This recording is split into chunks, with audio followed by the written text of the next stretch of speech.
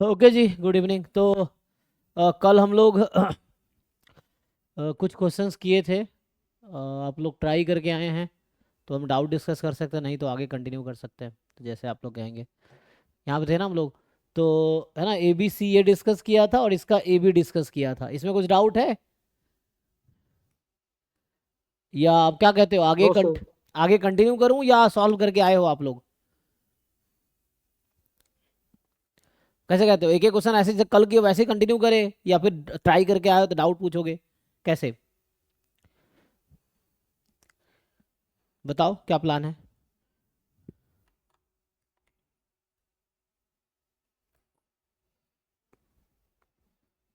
हम्म, कुछ प्लान नहीं है? कुछ तो बताओ, या तो आगे कंटिन्यू करें जैसे मैं कल सॉल्व किया वैसे ही आगे सॉल्व करता जाऊं, या फिर आप ट्राई करके आए हो। तो ऐसा लग रहा है आप ट्राई नहीं किए हो, इसका मतलब। चलो देखते हैं ट्राई करके। सर तो ये हाँ। सर ये तो इकोनॉमिक्स के हैं, 3 4 5 हाँ, इसमें। इकोनॉमिक्स तो मुझे अभी आता नहीं है तो सीखना पड़ेगा, तो ये मैं स्किप करूंगा। इसमें यही दो क्वेश्चन था बस, मतलब मैथ्स का। अच्छा, इसमें यही दो है? ओ अच्छा अच्छा। तो इसका मतलब है यहाँ और अराउंड। है तो देखो मतलब, और इसमें पहले जो था ना, मतलब ये 2023 वाला पीईए से आता में होगा। ऐसा था कि 2018 तक, मतलब 2017 तक सिर्फ मैथ पूछता था, और पीईबी में मतलब सिर्फ ये माइक्रो मैक्रो, मतलब उसमें मैथ पोर्शन नहीं होता था। अच्छा। पीईबी में पीईबी में मैथ पोर्शन 2018 से स्टार्ट हुआ है, वो भी मतलब 2 3 क्वेश्चन ही होते हैं। हम्म, तो ये दो क्वेश्चन मैथ तो के उसका मतलब हो गए है ना? 12 20 4 24 24 48 नंबर के 48 मार्क्स का मैथ हो गया 2024 वाले। 30 मार्क्स का, 60 का होगा, 60 का। नहीं, 24 ये, और कितना हो गया ये? ये 24, 48 है। 48 ना? अच्छा अच्छा। 48 ना, तो ये हाँ वो 48 हो गया। और इधर बाकी, बाकी जो बचा होगा आई थिंक 100 मार्क्स का है ये P A B B. 120 marks. 120। अच्छा, 120, तो 120। 120। 48 का मतलब मैथ्स आ गया। और बाकी जो है आपका इकोनॉमिक्स, माइक्रो और मैक्रो है, मतलब मैथ स्टैट्स 5 एक्चुअली। टाइम्स 24। ये मैथ हो गया, ये स्टैट्स हो गया ना। हाँ, यस सर। तो मतलब मैथ्स स्टैट्स ये दोनों हो गए, और बाकी मैक्रो माइक्रो होता है। हाँ मैक्रो इकोनॉमिक्स और माइक्रो इकोनॉमिक्स, बाकी सारे हाँ, तो क्वेश्चन। 24 मैथ, 24 स्टैट्स और बाकी माइक्रो और माइक्रो है ना। ठीक है, तो और पेपर देखते हैं, 23 अब वाला उसके पेपर देखते हैं। तो चलिए। 23 सर वाला शायद 20। लास्ट क्वेश्चन देखे, जरा लास्ट क्वेश्चन अच्छा, देखे। लास्ट ही था, यहाँ से स्टार्ट है ना पेपर, देखिए। तो पी भी 2023 का ट्राई वो करके देखते हैं। तो ये तो इकोनॉमिक्स ये है। मैक्रो का है, ये हाँ, मतलब। हाँ, ये भी इकोनॉमिक्स है। लास्ट क्वेश्चन है इसमें मैथ का। अच्छा ठीक है, तो 7 8 9। ये भी है ना, लास्ट ही है। चलो लास्ट पे आते हैं। सेवेंथ ना, ठीक है। म्यूट, नीतीश म्यूट कर लो, है ना, जब बोलना हो तो म्यूट करना, ठीक है। तो हम लोग सेवेंथ पे हैं। तो देखो, सेवन ट्राई करके देखते हैं। तो कंसीडर, ये सब क्वेश्चन है मेरे लिए नया ही है, क्योंकि मैं पहली बार है ना ये बैच स्टार्ट किया हूँ। क्योंकि बैच पढ़ाने की वजह से मेरा दो पर्पस होता है, एक तो मैं खुद सीखना चाहता हूँ, दूसरा बच्चों का अगर हेल्प हो जाए तो ठीक है, मतलब मेरे साइड से। दूसरा है कि मैं अगर इस बहाने मेरी भी प्रैक्टिस हो रही है, थोड़ा मैं भी सीख रहा हूँ, और बच्चों का अगर हेल्प होता है तो अच्छा है। ये है। तो so consider the following feasible region C in R square for an optimization program. C is a set such that x is between 0 and 1, y is between 0 and 1 and y is less than equal to x, ठीक है। तो मतलब है ना वो 0 1 का मतलब एक स्क्वायर का हाफ है, ट्रायंगल है, ये ट्रायंगल होगा। एंड आगे देखते हैं।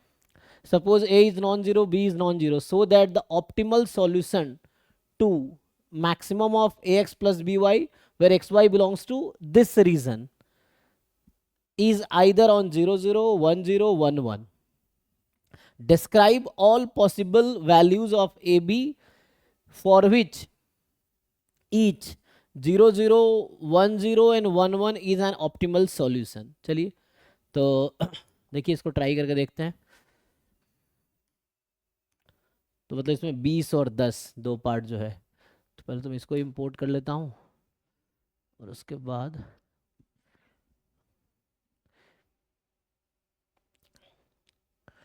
सो ये सेवेंथ क्वेश्चन है ना, और इसमें आगे ऐड कर देते हैं ये वाला पार्ट को।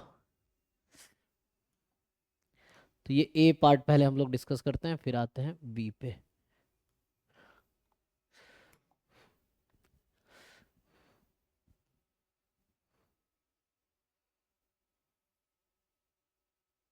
देखिए, तो इसको हम लोग ट्राई करके देखते हैं, क्योंकि है ना ये सब्जेक्टिव है, तो हमें अपना जो अप्रोच है या अंडरस्टैंडिंग वो लिखना पड़ेगा डिटेल में। तो यहाँ देखिए कि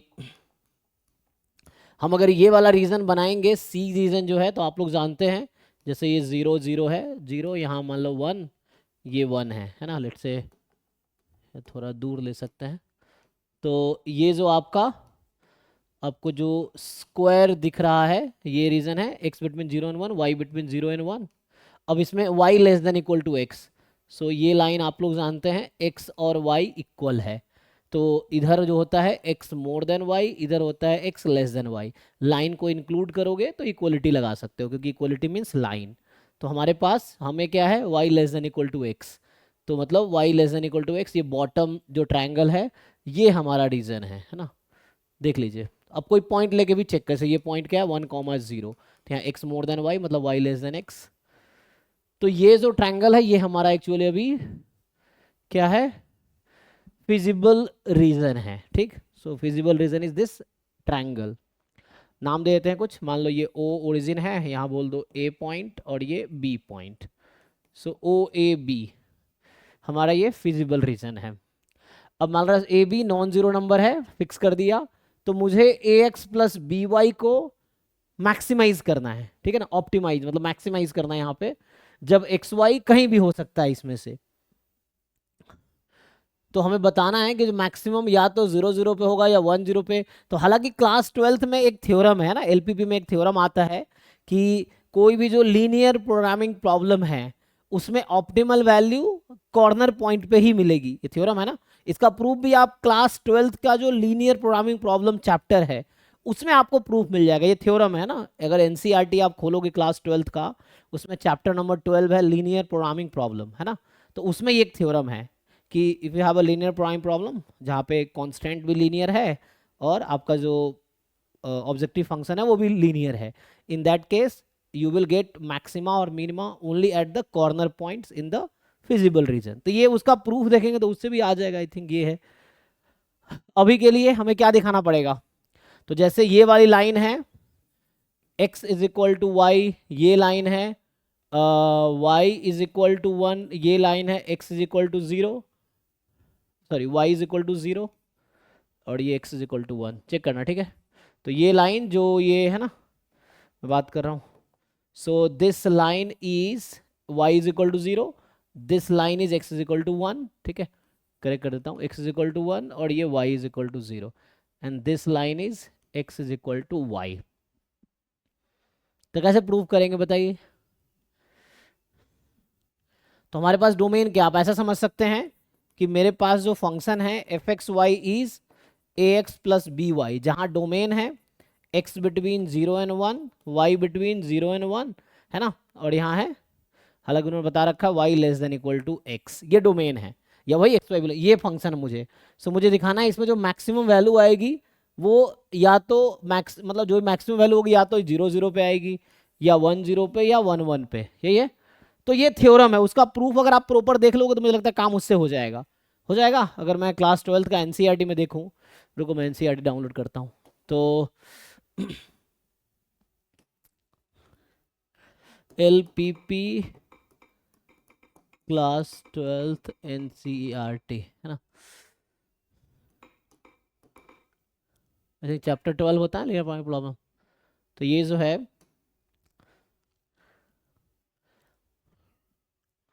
बुक है या वो है,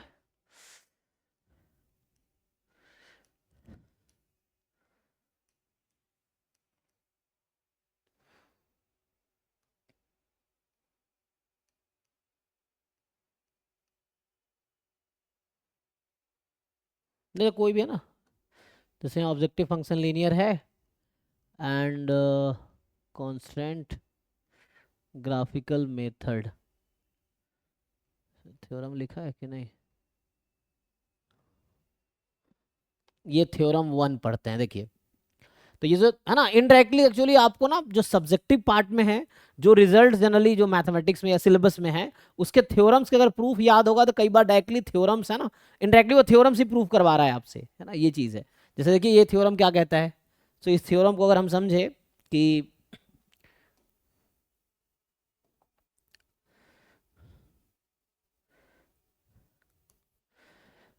सो थ्योरम वन बोल रहा है कि let R be the feasible region convex polygon, अच्छा कोई भी है ना कॉन्वेक्स पॉलीगन है, तो कॉन्वेक्स पॉलीगन समझ आता है, या कोई रीजन कॉन्वेक्स कब होता है कि लाइक कॉन्वेक्स रीजन का डेफिनेशन पता है आप लोगों को? What is definition of convex region या कॉन्वेक्स सेट? जैसे मैं आपसे पूछूं कि ये जो क्वेश्चन है इसमें सी कॉन्वेक्स सेट है कि नहीं है, अगर जो क्वेश्चन में सी दे रखा है ना, तो उसमें अगर पूछूं सी जो सेट है वो कॉन्वेक्स है या नहीं है, कैसे चेक करें? कॉन्वेक्स सेट की मैं बात कर रहा हूँ, या कॉन्वेक्स रीजन की, कॉन्वेक्स सेट बोलो या कॉन्वेक्स रीजन बोलो। सो किस रीजन को हम जैसे यहाँ पे लिखा ना इन्होंने कॉन्वेक्स पॉलीगन, वही मतलब है पॉलीगन से। कॉन्वेक्स कॉन्वेक्स रीजन का मतलब होता है कि अगर किसी रीजन में हम दो पॉइंट को मिलाते हैं तो वो रीजन से बाहर नहीं जाना चाहिए। हाँ है ना, जैसे हमारे पास जो सी है एक्चुअली वो क्या है, उसमें ट्रायंगल है ना, ट्रायंगल है, तो ट्रायंगल पॉलीगन है, इसने सिर्फ पॉलीगन लिखा है। तो मतलब वही डेफिनेशन जो बताया इसने कि you select any 2 point inside the region, the line joining this 2 point will always lie within the reason.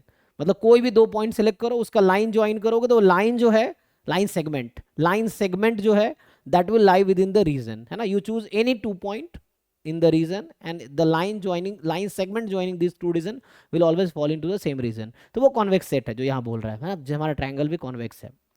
तो for any linear programming problem and z है हमारे पास ax plus by, ये एक ऑब्जेक्टिव फंक्शन था, हमारे question में भी यही है। और यहाँ पे ये जनरल केस में बोल रहा है, हमारे पास पर्टिकुलर केस है ना। अब when z is an optimal value where the variables x and y are subject constant, ठीक है, describe in the optimal must occur at the corner point। तो ये थ्योरम है, तो इनडायरेक्टली आपको इस थ्योरम का वहां पे प्रूफ लिखने को बोल रहा है। यहाँ इसमें प्रूफ तो नहीं दिया, इन्होंने प्रूफ नहीं लिखा ना, तो यहाँ प्रूफ नहीं है, लेकिन किसी ऑप्टिमाइजेशन की जो हाई लेवल की बुक है वहां मिल जाएगी प्रूफ। जैसे कोई भी ऑपरेशन रिसर्च की बुक उठाओगे, जैसे लाहा की बुक आती है, कई सारे ऑपरेशन रिसर्च वाली बुक है, तो उसमें इसका डिटेल प्रूफ मिल जाएगा, हर थ्योरम का प्रूफ होता है। यहाँ तो नहीं लिखा इन लोगों ने, है ना, ये चीज़ है। तो बाकी ठीक है, थ्योरम तो कह रहा है here be the feasible reason for LPP and let z बराबर ax plus by be the objective function, r be the bounded region, then objective function z has both maximum and minimum value in r, each of this occur at corner point। तो अगर आप theorem 1 theorem 2 का proof कहीं से ढूंढ लेते हो या आप कर देते हो तो आपका क्वेश्चन वहीं से हो जाएगा। ये एक जनरल स्टेटमेंट है, आपका क्वेश्चन एक पर्टिकुलर स्टेटमेंट है, ठीक है यहाँ तक। तो एक मिनट, ठीक है, आर बाउंडेड है तो मैक्सिमम मिनिमम जो है वो अनबाउंडेड है, तो हो सकता है एग्जिस्ट ना करे। तो ये तो बस लिख दिया और आगे बढ़ गया, लेकिन आप कोई थ्योरेटिकल बुक देखेंगे तो वहाँ इसका प्रूफ भी मिलेगा। यहाँ इन्होंने प्रूफ तो नहीं किए हैं, ये थ्योरम 1 और 2 जो है यही है। आप देखेंगे थ्योरम 1 2 यहाँ तो लिख रहा है, बट इसका इसने प्रूफ नहीं लिखा है, तो प्रूफ के लिए कोई दूसरा बुक देखना पड़ेगा हमें। तो बातें अपने क्वेश्चन पे, तो हम लोग इस क्वेश्चन पे है, बताइए जी तो कैसे इसको सॉल्व करें अब। तो मैक्सिमाइज करने के लिए हम लोग क्या करते हैं, छोड़िए, आपको 2 वेरिएबल कैलकुलस का आइडिया है। जैसे मैक्सिमम मिनिमम 1 वेरिएबल कैलकुलस में होता है ना 11 12 में, कि एफ डैश एक्स निकालेंगे, अगर डिफरेंशिएबल फंक्शन है तो 0 पुट करेंगे, फिर जो पॉइंट आएगा वो क्रिटिकल पॉइंट है, critical point point of maxima या पॉइंट ऑफ मिनिमा होगा, यही ना। तो 2 वेरिएबल कैलकुलस में क्या होता है, पार्शियल डेरिवेटिव निकालना पड़ता है। So del f upon del x निकालेंगे तो कितना आएगा, ए प्लस 0, है ना। तो मतलब ये हो जाएगा y का डेरिवेटिव x के रेस्पेक्ट में, यहाँ एक्स वाई दोनों इंडिपेंडेंट वेरिएबल है, ठीक है ना, f डिपेंडेंट वेरिएबल समझ लो है, या z अगर बोल दो z डिपेंडेंट वेरिएबल है, एक्स वाई इंडिपेंडेंट है, और del f upon del y क्या है, b आ जाएगा। तो यहाँ जो पार्शियल डेरिवेटिव आया उसको इक्वल टू 0 करना है, बट ये इक्वल टू 0 होगा ही नहीं कभी, कोई क्वेश्चन में बोल रखा है कि a non zero b non zero है, तो पार्शियल डेरिवेटिव 0 नहीं होगा, इसका मतलब नो क्रिटिकल पॉइंट फाउंड, या नो, है ना, क्रिटिकल पॉइंट फाउंड वैसे नहीं मिला। अच्छा आपको याद है जैसे कैलकुलस में हम लोग अगर बात करूं आप लोगों से कि जैसे इस तरह एक क्वेश्चन होता है, मैं प्रॉपर प्रूफ लिख रहा हूं, जैसे एफ एक्स है for example x square plus 2x plus 5 something है, और यहाँ आपको दे रखा है x belongs to region a comma b. तो इसमें कैसे मैक्सिमम मिनिमम आप लोग फाइंड करते हैं? जब आपको क्लोज इंटरवल दे रखा होता है, इसको बोलते हैं ना एब्सोल्यूट मैक्सिमा या ग्लोबल मैक्सिमा टर्म आता है। या इसको मैं आसानी से बोलूं, चलो कि एक छोटा सा एग्जांपल बना के बताए, तो मान लो यहाँ पे है x या अभी x प्लस 2 और यहाँ पे है 1,2। अब मैं आपसे पूछूं कि इस फंक्शन का मुझे पॉइंट ऑफ मैक्सिमा बताइए क्या है? What is the point of maxima in this question? Point of minima क्या है इस फंक्शन में? डोमेन ये है ना? क्या बता पाएंगे? और इसी क्वेश्चन के आंसर में पिछले क्वेश्चन का आंसर छुपा है, जो मैं प्रूफ करूंगा आपका जो पूछा गया है, इससे ही आ जाएगा आपको। ये वन वेरिएबल में आपने 11-12 में पढ़ा होगा ये। सो ये फंक्शन इस डोमेन में किस पॉइंट पे मैक्सिमा है और किस पॉइंट पे मिनिमा है, आपको ये बताना है। बताइए जी, समझ आ रहा है कि नहीं मैं क्या पूछ रहा हूँ? तो जैसे मैं यहीं पे लॉजिक लगाऊं कि चलो हम लोग जो करते हैं f' निकालते हैं तो 1 आ गया, ओ ये तो 0 होगा ही नहीं, तो इसका मतलब क्या है? ये लीनियर फंक्शन है तो मतलब इसका मैक्सिमा बताया जा सकता है। हाँ, नो क्रिटिकल पॉइंट फाउंड। यहाँ क्लोज इंटरवल है ना, तो आपको पता होगा कि जब क्लोज इंटरवल डोमेन होता है तो function will be maximum at either critical point और एंड पॉइंट। तो आपको अब एंड पॉइंट पर चेक करना है। तो इसका मतलब, या ऐसा भी सोच सकते हो आप कि जो f' है वो तो पॉजिटिव है, इसका मतलब f इज स्ट्रिक्टली इंक्रीजिंग, है ना? तो इसका मतलब क्या है कि f1 जो है 1 होगी और f2, अच्छा f1 यहाँ रखेंगे 3 हो जाएगी और f2 यहाँ पे 2 + 2 4 हो जाएगी। So 1 is the point of minima, 2 is the point of maxima, simple. तो यहाँ मेरा कहने का क्या मतलब है कि you don't have any critical point. अब f' निकालोगे इक्वल टू 0 पुट करोगे, कोई पॉइंट नहीं मिलेगा आपको। So you don't have any critical point, तो मैक्सिमम मिनिमा कहाँ मिलेगा? एंड पॉइंट पे। Same thing will happen here. यहाँ पे आपने इसको 0 पुट करोगे, you don't have any critical point, क्योंकि आप अगर इसको 0 पुट करोगे तो x की कोई वैल्यू नहीं आएगी, इसको भी 0 पुट करोगे xy की कोई वैल्यू नहीं आएगी। So this function do not have any critical point. तो now the question is where will you find point of maxima or point of minima? So it will come from end points. तो ये 2 dimensional है, तो and point का मतलब है boundary पे, तो इसका मैक्सिमा मिनिमा कहाँ मिलेगा? बाउंड्री पे, है ना? सो इसका मतलब ये है कि ये जो fxy है इज मैक्सिमम और मिनिमम एट बाउंड्री पॉइंट। तो जो इंटरवल है तो वहां पे एंड पॉइंट है, रीजन है तो बाउंड्री पॉइंट्स पे होगा। सो बाउंड्री पॉइंट्स, तो ये मैक्सिमा मिनिमा जो आपको मिलना है, मैक्स या मिन, वो कहाँ मिलेगा? बाउंड्री पॉइंट पे। अब एक एक करके लेते हैं। जैसे मान लो ये रीजन है, तो यहाँ x = y है ना? तो हम क्या करेंगे, ये जो, सो नाउ जो बाउंड्री है, पहला बाउंड्री, फिर दूसरा बाउंड्री, फिर तीसरा बाउंड्री, 1 बाय 1 हम लोग ईच बाउंड्री के करस्पॉन्डिंग मैक्सिमम मिनिमा फाइंड करेंगे, इससे प्रूफ हो जाएगा। तो जो हम प्रूफ करना चाह रहे हैं उसका प्रूफ है ना, ये यही अंडरस्टैंडिंग आपसे चाह रहा है, क्योंकि थ्योरेटिकल क्वेश्चन है, ये नहीं कि आप कैलकुलेट करके आंसर बता दो, वो आपसे प्रूफ लिखवाना चाह रहा है कि है ना, प्रूफ लिख के कोशिश करो, ये है ना, इसलिए प्रूफ दैट बोला है ना, सो दैट। तो वो चाहता है कि आप प्रूफ करो, है ना, तो आपकी अंडरस्टैंडिंग क्लियर हो। तो ठीक है जी, अब क्या करोगे? सो अलोंग बाउंड्री, अब मैं इस बाउंड्री के अलोंग काम कर रहा हूँ, अलोंग बाउंड्री x = y। तो ये जो fxy था अब fxx हो जाएगा, क्योंकि xy इक्वल है। तो ये जो fxy मेरा फंक्शन fxx हो जाएगा, तो क्या हो जाएगा? ये ax + bx, क्योंकि मैं इस बाउंड्री के अलोंग मैक्सिमम मिनिमम फाइंड कर रहा हूँ, तो है ना, यहाँ y > x है। सो ये हो गया अगर a + b टाइम x, और यहाँ x क्या है आपका? 0 से 1 में। अब ये वैसे ही क्वेश्चन आ गया 1 वेरिएबल का, a भी नॉन जीरो है तो a + b नॉन जीरो होगा। Now what is the point of maxima? Now आपको बताना है कि इसमें पॉइंट ऑफ मैक्सिमा कौन सा है। तो फिर से इसको डिफरेंशिएट करोगे। अभी के लिए मान लो इसको मैं gx बोल लेता हूँ, a + b टाइम x, क्योंकि एक ही वेरिएबल है। फिर से g' निकालोगे, इक्वल टू 0 पुट करोगे, कोई पॉइंट नहीं मिलेगा, means this function do not have any critical point. जो मोनोटोनिक फंक्शन उसमें कोई क्रिटिकल पॉइंट नहीं होता है ना, स्ट्रिक्टली इंक्रीजिंग या स्ट्रिक्टली डिक्रीजिंग में। तो ये स्ट्रिक्टली इंक्रीजिंग फंक्शन है ये। सॉरी स्ट्रिक्टली इंक्रीजिंग है नहीं, पता नहीं, मतलब या तो स्ट्रिक्टली इंक्रीजिंग या डिक्रीजिंग, क्योंकि डिपेंड करेगा ए बी पॉजिटिव है कि निगेटिव है उस पर, है ना। तो कहने का मतलब मेरा फिर से ये है कि जी डैश एक्स निकालूंगा ए प्लस बी और ये नॉन जीरो होगा, तो you don't have any critical point. तो मैक्सिमम मिनिमा कहाँ मिलेगी? एंड पॉइंट पे। एंड पॉइंट क्या है? 0 और 1। तो ये पिछला क्वेश्चन जो लिखा वही तो बन गया, वहाँ 1 2 लिखा था मैंने, अब यहाँ 0 1 हो गया। तो इसका मतलब है कि तो जो मैक्सिमम मिनिमा कहाँ मिलेगी? मैक्सिमा और मिनिमा विल एग्जिस्ट, है ना, एट एंड पॉइंट्स। कौन सा and point? Of interval 0 1। So and point of 0 1, ये 0 1 उसके एंड पॉइंट पे मिलेगा हमें मैक्सिमम मिनिमा। तो देख लो, जैसे g of 0 0, g of 1 a plus b. अब डिपेंड करता है कि a प्लस बी बड़ा है कि a 0 बड़ा है, ये डिपेंड करेगा, a b की वैल्यू तो गिवन है नहीं, वो कोई नंबर है, तो जो भी होगा तो उसके अलॉन्ग मुझे तो या तो ये मैक्सिमा है या ये मैक्सिमा है, ठीक। तो इससे ये समझ आया, अब जब x 0 होगा, सो यहां तो हमने क्या कॉर्नर पॉइंट लिया है? 0 0। तो इससे ये पता चल गया कि maximum will exist either eight 0 0 और 1 1। क्यों भाई? क्योंकि x इक्वल टू वाई है, तो एंड पॉइंट में 0 और 1 अभी है ना, लेकिन ये कब आया था? जब x इक्वल टू वाई था। तो जब x 0 तो y भी 0, x 1 तो y भी 1। तो ये एक पार्ट प्रूफ हो गया कि या तो मैक्सिमा एग्जिस्ट करेगी 0 0 पे या 1 1 पे, ठीक।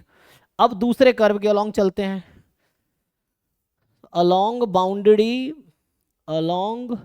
तो ये आपको प्रूफ लिखना पड़ेगा एग्जाम में। देखो, एक क्वेश्चन करने के 50 तरीके हो सकते हैं, this is one of the way. ये करोगे तभी मार्क्स मिलेगा, कुछ और भी करोगे तभी, है ना, तो और भी तरीके हो सकते हैं। आप जैसे कहीं और सॉल्यूशन देखो किसी और टीचर का, क्योंकि मैंने किसी का सॉल्यूशन नहीं देखा है, अब मुझे आइडिया भी नहीं है ना, तो आप अगर हो सकता है किसी दूसरे टीचर का सॉल्यूशन देखो, वो दूसरे तरीके का रखे होंगे, तो वो भी सही है, नॉट लाइक कि वो गलत है मैं सही हूँ, है ना। एक क्वेश्चन 50 तरीके से सही हो सकता है, 50 डिफरेंट तरीके से सॉल्व किया जा सकता है।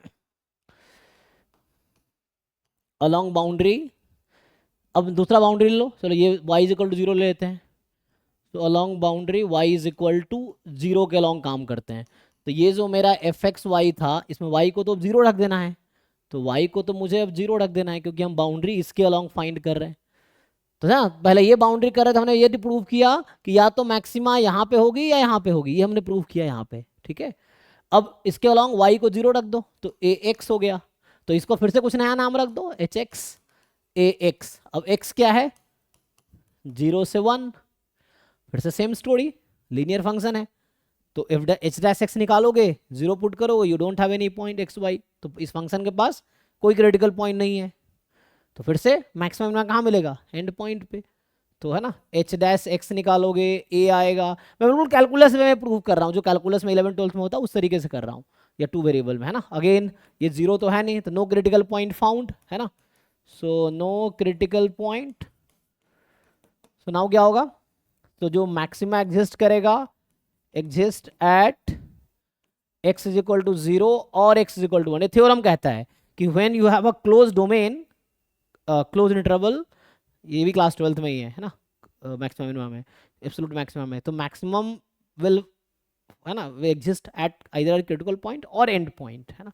तो क्लास 12th में चैप्टर 6 है मैक्सिमम मिनिमम, उसमें जाकर देखोगे एक टॉपिक होगा एब्सोल्यूट मैक्स में, एब्सोल्यूट मिनिमम, उसमें है ये। तो फिर से वही, तो f0 या, है ना, h0 निकाल लो। तो ये जो h0 है, h तो मैंने इसी का नाम रखा है ना, तो y ऑलरेडी मेरा 0 है, तो h0 हो जाएगा 0 और h1 जो कि हो जाएगा a। तो h0 का मतलब क्या? hx तो इसका नाम रखा है, तो ये हो गया f0 0 इज 0 और f यहाँ पे 1 0 इज इक्वल टू a। तो या तो ये मैक्सिमम या ये मैक्सिमम, किस पे डिपेंड करेगा? वैल्यू ऑफ a पे। अगर मान लो a की वैल्यू -5 है, तो a की वैल्यू अगर -5 है तो ये मैक्सिमम है ना। तो a अगर -5 हुआ तो इसका मतलब है कि तो ये जो पॉइंट ऑफ मैक्सिमा जो होगा, मैक्सिमा एग्जिस्ट आइदर एट 0 0 और 0 1, ये सॉरी 1 0 नॉट 0 1, 1 0, ये आ जाएगा, देख लीजिए। सो 1 0 आ गया 1 0 पे। कैसे 1 0 पे आया? क्योंकि यहाँ y 0 फिक्स है, x या तो 0 या 1 हो सकता है, तो x या तो 0 हो सकता है या 1 हो सकता है, y 0 फिक्स है, तो 0 0 या 1 0, ये हो गया। तो तीनों पॉइंट दिखा दिया। फिर से चाहो एक और बाउंड्री आपका रह गया x बराबर 1, तो तीसरा boundary along boundary x is equal to 1, तो ये क्या हो जाएगा, ये फिर से f1y हो जाएगा। तो 1y मतलब a plus B y, similar story आएगी। यहाँ भी y का जो रेंज है आपके क्वेश्चन में वो 0 से 1 में ही होगा, क्योंकि इस रीजन में y भी तो 0 से 1 में ही लाई कर रहा है, x भी 0 से 1 में है। सो y बिटवीन 0 एंड 1, फिर से तो यहाँ पे आएगा पॉइंट 1 0 जो कि आ जाएगा 1 0 ना। सो a और एंड f ऑफ 1 1 जो कि आ जाएगा a plus b, again depends कि b पॉजिटिव है कि नेगेटिव है, कौन मैक्सिमा होगा। तो यहाँ से मैक्सिमा पॉइंट या तो 1 0 होगी या 1 1 होगी। तो एट द एंड सब मिला के तीनों केस को इंक्लूड करेंगे तो मैक्सिमा एग्जिस्ट आइदर एट 0 0 और 1 1, 1 0 और 1 1, 0 0 और 1 1 0, यही है। तो हो गया प्रूव, जैसे क्वेश्चन ने कहा था। देख लो, कुछ पूछना है तो पूछिए आप लोग। तो ये मैंने कैलकुलस में यूज किया है, ऑप्टिमाइजेशन क्वेश्चन है, ये मैंने कैलकुलस तरीके से इसको सॉल्व किया है, ठीक है। तो यही था। आगे क्या कह रहा है, describe all possible values of a b for which each of this is an optimal value. अब मुझे बताओ ए बी की क्या क्या पॉसिबल वैल्यू है ताकि 0 0 1 0 एंड 1 1 एक ऑप्टिमल सॉल्यूशन हो जाए, है ना। Describe all possible value of a b for which each of 0 0 1 0 and 1 1 is an optimal solution. तो बताइए जी, क्या ऐसा वैल्यू लेंगे कि ये तीनों ऑप्टिमल सॉल्यूशन हो जाए, कुछ बता पाएंगे, बताइए। ए बी कुछ वैल्यू सजेस्ट करो जिससे ये ऑप्टिमल सॉल्यूशन हो जाए।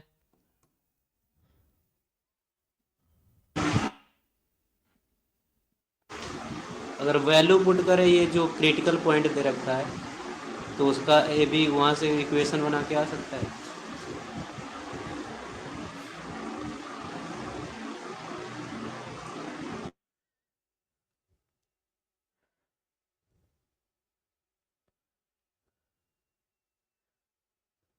ऑप्टिमल सॉल्यूशन, तो ऑप्टिमल मतलब या तो so that an optimal solution to this, अच्छा इस वाले कर्व का ऑप्टिमल सॉल्यूशन बताने हैं। मतलब हाईएस्ट वैल्यू क्या हो सकती है इसका, एक्स प्लस बी वाई। तो बताइए, कह रहा है कि ए बी की वैल्यू बताओ ताकि ये तीनों ऑप्टिमल सॉल्यूशन हो। तो मुझे बताओ 0 0 ऑप्टिमल सॉल्यूशन कब होगा, तो 0 0 मतलब f 0 0 मतलब 0 हो जाएगा। तो ये मैक्सिमम वैल्यू कब आएगी, तो कोई भी ए बी ले लो, तो ये ऑप्टिमल सॉल्यूशन तब होगा, मतलब this is the maxima, this is maxima for all a belongs to r for all b belongs to r। तुम a कुछ भी ले लो, b कुछ भी ले लो, 0 0 मैक्सिमा रहेगी, क्योंकि a के वैल्यू चेंज करने से कुछ फर्क तो पड़ना नहीं है। और इनफैक्ट आपको लग रहा होगा तो कांस्टेंट फंक्शन हो, ओ तो एक मिनट, 0 तो अलाउड इसने हटा रखा है 0 को छोड़ के, है ना, क्योंकि 0 0 पे तो अगर हमने एक्स वाई को ही 0 0 कर दिया तो ए बी कुछ भी ले लो क्या ही फर्क पड़ता है। अलग इसने हटा रखा है कंडीशन, तो स्टार लगा दो। स्टार मतलब नॉन जीरो रियल नंबर, है ना। जब आर स्टार मैं लिख रहा हूं तो all real number except 0, you choose any real number, non zero real number. 0 0 जो पॉइंट ऑफ मैक्सिमा, अगर आप देख लो, एक मिनट, हमें क्या करना चाह रहे हैं, उसके लिए नहीं नहीं, हमें तो 0 0 वैल्यू ये मिल जाएगी ना।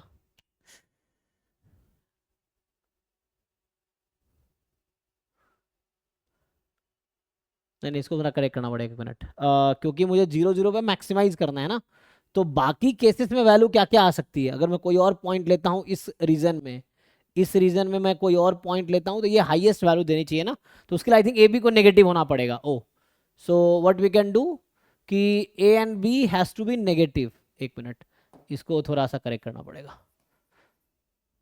चेक करो क्या बोलना चाह रहा हूँ कि दिस इज मैक्सिमा। इसका क्या मतलब है, इसका मतलब ये वैल्यू जो है more than equal to A x plus B Y, है ना, for all X Y belongs to C, ये कहना चाह रहा है ये, है ना। चलो अभी मैं इसको हटाता हूँ।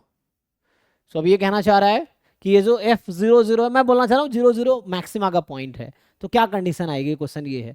सो 0 is more than equal to A x plus B Y for all X Y belongs to C. तो ए बी ऐसा क्या लोगे तो ऐसा हो जाएगा। तो उसके लिए ए को नेगेटिव ले लो एंड बी को नेगेटिव ले लो, तो काम नहीं हो जाएगा। अब देख लो एक बार चेक करो, क्योंकि पहले दिक्कत क्या होता कि अगर ए बी पॉजिटिव है और 0.11 ही ले लिया मान लो हमने, तो वैल्यू तो पॉजिटिव आ जाएगी, तो मैक्सिमा तो होगा नहीं। तो इसके लिए ए बी को हमें नेगेटिव लेना पड़ेगा, तब जाके 0 0 जो है।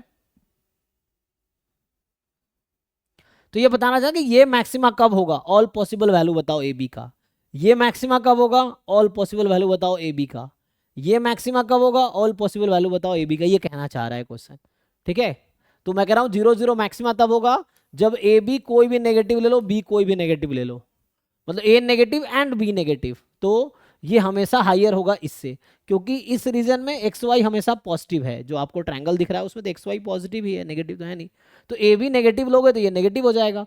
तो 0 is always more than equal to negative number, ठीक है। अब फाइन है, तो ये आंसर है अभी।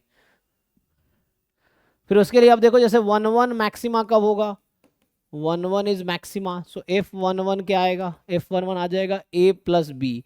सो a plus B is more than equal to A x plus B Y for all X Y belongs to C. सोचो अब कंडीशन क्या होगा ए बी पे, ताकि ये वैल्यू इससे हमेशा ज़्यादा रहे, a प्लस बी हमेशा इससे ज़्यादा रहे। तो ए बी ऐसा क्या लोगे मतलब ऐसा क्या क्या ए बी हो सकता है जिसके लिए ये कंडीशन ट्रू हो।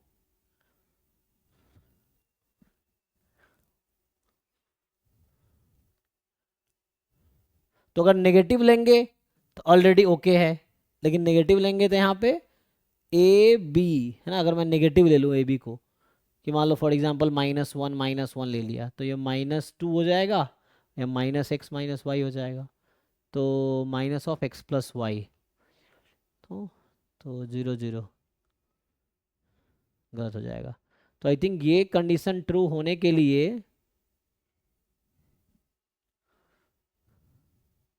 क्योंकि x तो लेस देन 1 ही है ना, y तो लेस देन 1 ही है, तो ये लेस देन इक्वल टू है।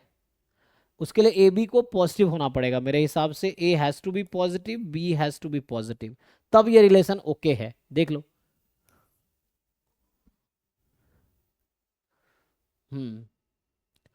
क्योंकि x तो 1 से कम ही है, y भी 1 से कम है, मैक्सिमम बराबर हो सकता है।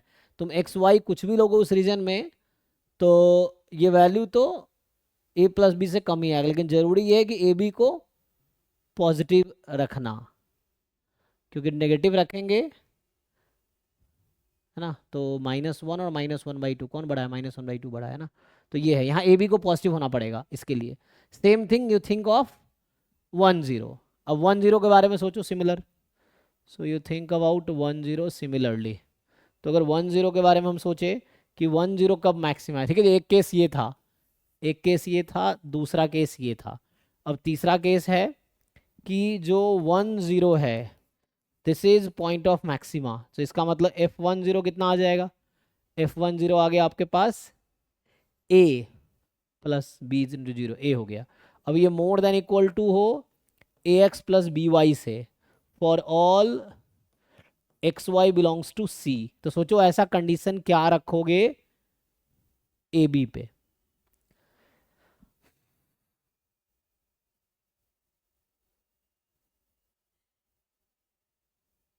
ऐसा ए बी क्या होगा ताकि ए मोर देन इक्वल टू हमेशा ऐसा हो, है ना। मैक्सिमा यहाँ क्योंकि ऑप्टिमल का यहाँ पे मतलब है मैक्सिमा से, ठीक।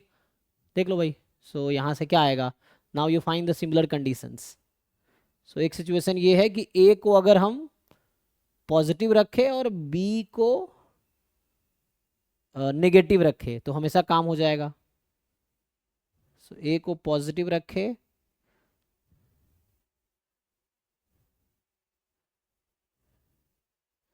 और बी को नेगेटिव, बी को कुछ भी ले लो, नहीं उसमें थोड़ा देखना पड़ेगा ना, क्योंकि बी भी तो इफेक्ट करेगा ना।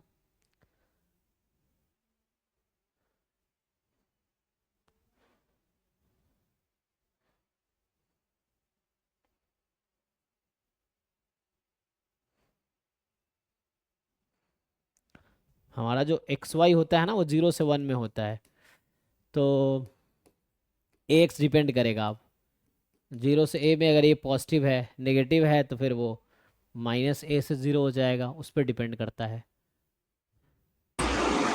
इस केस में अगर हम ए कुछ भी पॉजिटिव रखेंगे तो वो ऑप्टिमल ही होगा ना, अगर, क्योंकि बी, ये बी तो 0 आ रहा है, उसमें सिर्फ ए आ रहा है, F10 का वैल्यू। नहीं तो यहाँ पे सोचो ऐसा क्या रखोगे कि ये कंडीशन ट्रू हो जाए, तो ऐसा ए बी क्या लोगे?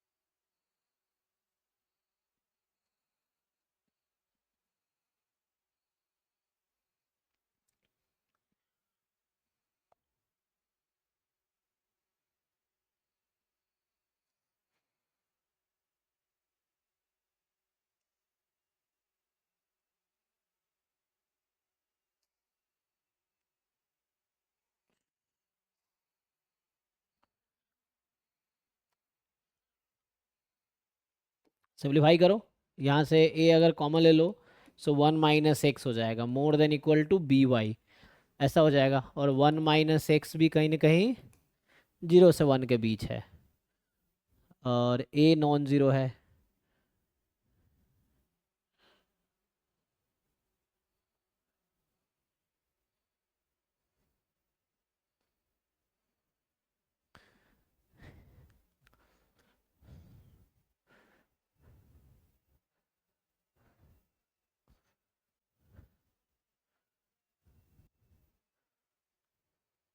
तो एक सिचुएशन जो मुझे समझ आ रहा है फॉर श्योर कि a is positive b is negative, इसके लिए तो हो जाएगा, तो ये हमेशा है ना ज़्यादा रहेगा उससे।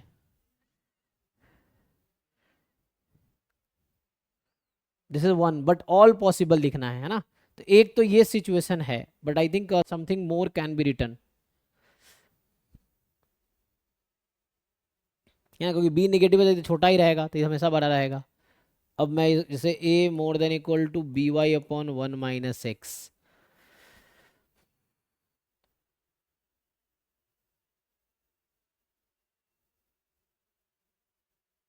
एनीवे मतलब ये मुझे लग रहा है एक कंडीशन है, बट और भी लिखा जा सकता है। एनीवे थोड़ा और दिमाग लगाओ, मैं अगले क्वेश्चन में चलता हूँ जिस तरह से। ठीक है, तो एक पार्ट हमने सॉल्व किया है, नेक्स्ट पार्ट पे आते हैं। सो पार्ट बी इज, अब कह रहा है कि suppose a b are independently drawn from -1 to 1 using a probability distribution. अच्छा देखो, अब इन्होंने प्रोबेबिलिटी इसमें इंक्लूड कर दिया,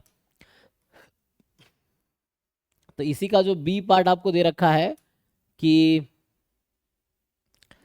तो थोड़ा प्रोबेबिलिटी पढ़ लो, है ना, उसमें रिकॉर्डेड लेक्चर होगा, उसको देखिए। कह रहा है suppose a b are independently drawn from this using probability distribution having common distribution f, okay,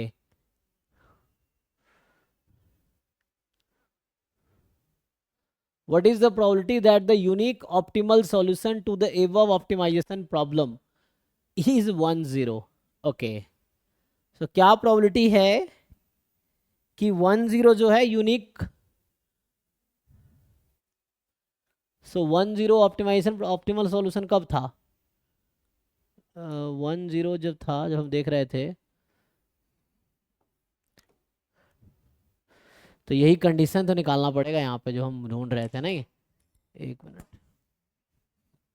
उसी का पूछ लिया।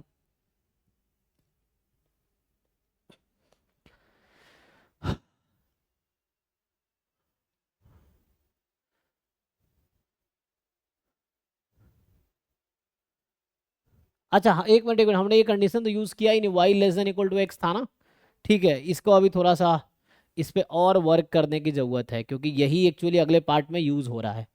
We have to work more on this. देखो, सो यहाँ मुझे क्या सोचना है कि a is more than equal to ax plus by, but मुझे यहाँ एक कंडीशन दिया ना y <= x है, so y less than equal to x है, तो अगर b पॉजिटिव है so B Y less than equal to B X होगा, राइट? अच्छा, ठीक है।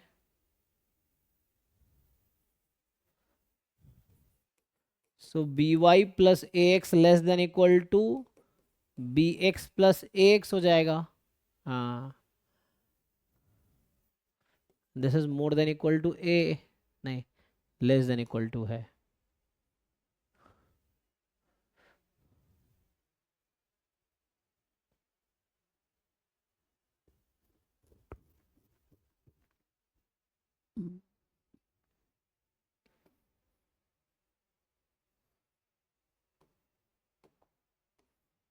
और अगर b नेगेटिव होगा so B Y more than equal to B X होगा, क्योंकि ये यहां से मैं लिख रहा हूं, ठीक है, यहां से लिख रहा हूं।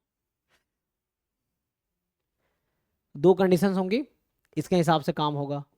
सो यहाँ भी a x plus B Y more than equal to B x plus A x, so यहाँ पे भी a plus b time x हो जाएगा, and a was more than equal to this, ये है।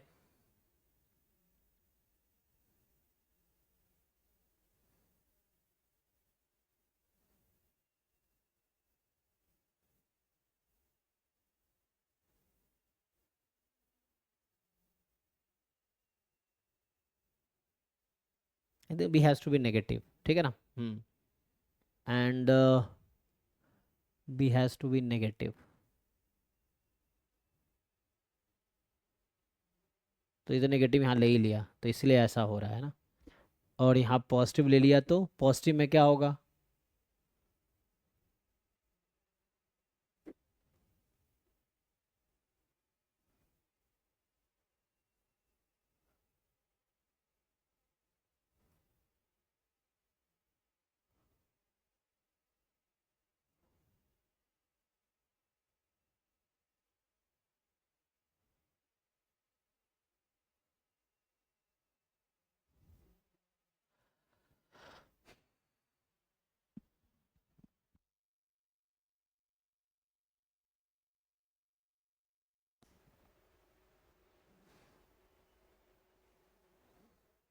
तो समझ आ रहा है? तो क्वेश्चन ये है कि 1-0 ऑप्टिमल सॉल्यूशन कब है, क्योंकि अगले में भी यही चाहिए, अगले में यही चाहिए कि आपको बोल रहा है ए बी इंडिपेंडेंटली ड्रॉ किया -1 से 1 में।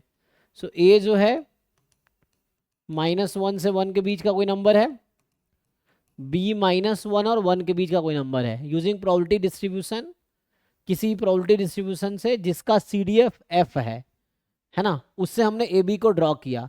तो यहाँ ए बी अब कहीं ना कहीं रैंडम वेरिएबल हो गया है, ठीक है, a is a random variable and b is a random variable, ठीक। अब जिसका सी डी एफ एफ है, so what is the probability that, तो मेरे हिसाब से शुरू वाला ही ठीक है, ये सियोरिटी कंडीशन है जो मैं शुरू में लिखा था। क्या लिखा था कि ए पॉजिटिव है और बी नेगेटिव है, तो कोई दिक्कत नहीं है, तो ये हमेशा 1-0 पॉइंट ऑफ मैक्सिमा होगा। अगर ए पॉजिटिव एंड बी नेगेटिव लोगे तो 1-0 is a point of maxima, ये है। तो अगर वैसे सोचे हम लोग तो इसने कहा है कि है ना ए बी रैंडम वेरिएबल है जिसका सी डी एफ एफ है। सी डी एफ पता है ना क्या होता है? अगर किसी रैंडम वेरिएबल का सी डी एफ है, इसका मतलब है कि x less than equal to small x, ये होता है, ठीक। तो ये f है ना, सी डी एफ लिखा है, तो x हटाओ चाहो तो यही, तो x से बस बताने के लिए होता है कि सी डी एफ है। सो यहाँ जैसे f लिखा है ना, तो f आप ऐसे समझ सकते हैं, तो जैसे मुझे क्या है, हमने कहा कि ऑप्टिमल इज 1-0, प्रोबेबिलिटी ये है ऑप्टिमल इज 1-0, तो इसका मतलब मैंने क्या कहा कि a positive and b negative, और दोनों इंडिपेंडेंट है, the two random variables are independent, तो इसका ज्वाइंट जो है वो मार्जिनल का प्रोडक्ट होता है ड्यू टू इंडिपेंडेंट। यहाँ जो इंडिपेंडेंट वर्ड लिखा है इसकी वजह से, आपको पता होगा इंडिपेंडेंट रैंडम वेरिएबल का डेफिनेशन। अब इसको अगर लिखोगे, देखो एक तो ये होता है, और probability x more than x, इसको हम लिख सकते हैं 1 minus probability less than equal to x, मतलब 1 minus C D F at x। तो ये तो x समझाने के लिए है, समझ ना, ये जस्ट समझाने के लिए। तो मतलब ये है कि probability x more than x को हम लोग ऐसा लिख सकते हैं और less than equal to x को ऐसा, है ना। सो अगर less than equal to x तो ऐसा लिख सकते हैं और इसको ऐसा लिख सकते हैं। तो इसके हिसाब से मैं ये बोलना चाह रहा हूँ कि ये है 1 minus C D F at 0, जो इसने यहाँ f लिखा है, और ये है इनटू f एट 0। तो मेरे हिसाब से तो ये आना चाहिए, देख लीजिए। तो ये आंसर है इस क्वेश्चन का कि 1 माइनस f0, f0 f क्या है वो क्वेश्चन में दिया हुआ है, वो f है, क्योंकि f मेंशन पर्टिकुलर नहीं है, f जनरल है कि f is the C D F. तो सी डी एफ है तो ये 1 माइनस f0, ये f0। तो ये आंसर, क्योंकि f जो है कॉमन सी डी एफ है a और b का, इसलिए दोनों पे f यूज किया है। अगर अलग अलग होता तो a यहाँ लिखते, यहाँ b लिखते, बताने के लिए कि अलग अलग है, लेकिन यहाँ तो सेम ही बोला हुआ है, तो सेम बोला हुआ है तो हमने ऐसा लिख दिया। देख लीजिए आप लोग, तो इस तरह से कुछ होगा। ठीक है ना, थोड़ा बहुत हेल्प, आपको थोड़ा प्रोबेबिलिटी पढ़ना पड़ेगा आप लोगों को, है ना, इस तरह से कि ये श्योर कंडीशन है A10 का मैक्सिमम होने के लिए। देखिए नेक्स्ट पे आते हैं, एट्थ। सो एट्थ कह रहा है कि A B c, capital a B c और small a B c are real numbers, जहां कैपिटल ए स्मॉल ए दोनों नॉन जीरो है। Suppose for all real values this a x square b x plus c less than equal to A x square plus b x plus c है। Suppose b square minus 4ac positive है, मतलब discriminant positive है इस वाले quadratic का। तो argue that क्या absolute value of a बड़ा होना चाहिए absolute value of small a से। तो करके दिखाओ कि b square minus 4ac more than 0 होगा, एंड सो करो कि b square minus 4ac more than equal to होगा बी स्क्वायर माइनस 4ac के। अच्छा, चलिए जी, है ना। तो ये सब थ्योरेटिकल क्वेश्चंस ज़्यादा पूछते हैं आईएसआई वाले ना, तो है ना, ये सब थ्योरेटिकल क्वेश्चंस हैं, सब में आपको prove that prove that prove that.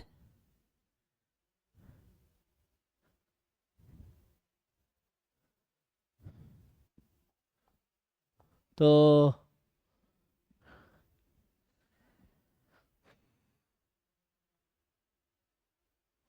है ना, ये आपको गिवन है, this is given to you.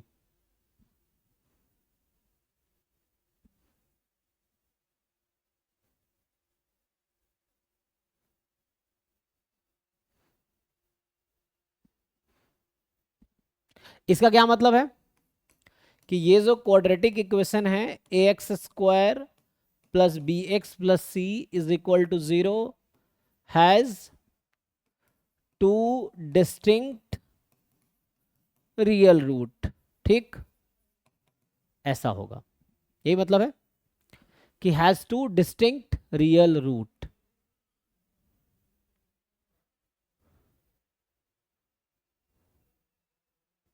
और ए के बारे में बस इतना इंफॉर्मेशन है कि ऐसा है।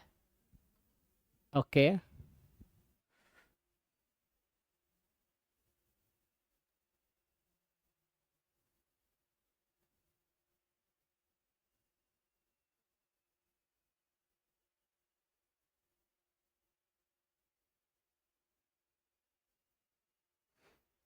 तो अगर मान लो, जैसे मान लो ये ग्राफ है, रेट से दो रियल रूट है ना, तो इस तरह का सॉल्यूशन अगर इसका है, ये कैपिटल मान लो ये ग्राफ इस टाइप का है, ठीक, इस टाइप का आपके पास है। तो ये कह रहा है वो मॉड जो है एब्सोल्यूट वैल्यू, अच्छा एब्सोल्यूट वैल्यू की बात कर रहा है, तो एब्सोल्यूट वैल्यू लेंगे तो नेगेटिव साइड वाला तो ऊपर चला जाएगा, है ना। सो ये जो नेगेटिव एब्सोल्यूट वैल्यू लेने से क्या होता है, ये जो नेगेटिव साइड वाला है ये ऊपर आ जाएगा, ये जो नीचे वाला पार्ट है ना ये हट जाएगा। अभी जो कर रहा हूँ मैं, सो ये ग्राफ है मॉड इसका, ठीक है, मतलब ये हटा दो, मॉड का ग्राफ है, इसका ग्राफ ये होगा। अब ये बोलना चाह रहा दूसरा वाला जो है उसके नीचे है, तो ये कुछ है ना इस तरह से हो सकता है रफली टाइप का दिस, या है ना ऐसा जो भी होगा इस टाइप का कुछ होगा। सो नाउ नहीं, चार रूट तो नहीं होगा ना, दो ही रूट होगा, तो रूट तो दो ही होगा, अगर ऐसा होगा तो ऐसा होगा। क्वाड्रेटिक में तो मैक्सिमम दो ही रूट हो सकता है ना, या ऊपर आएगा वैसा हो सकता है, मॉड नहीं, तो नेगेटिव साइड तो मॉड जाएगा नहीं। सो कुछ इस तरह से हो सकता है कि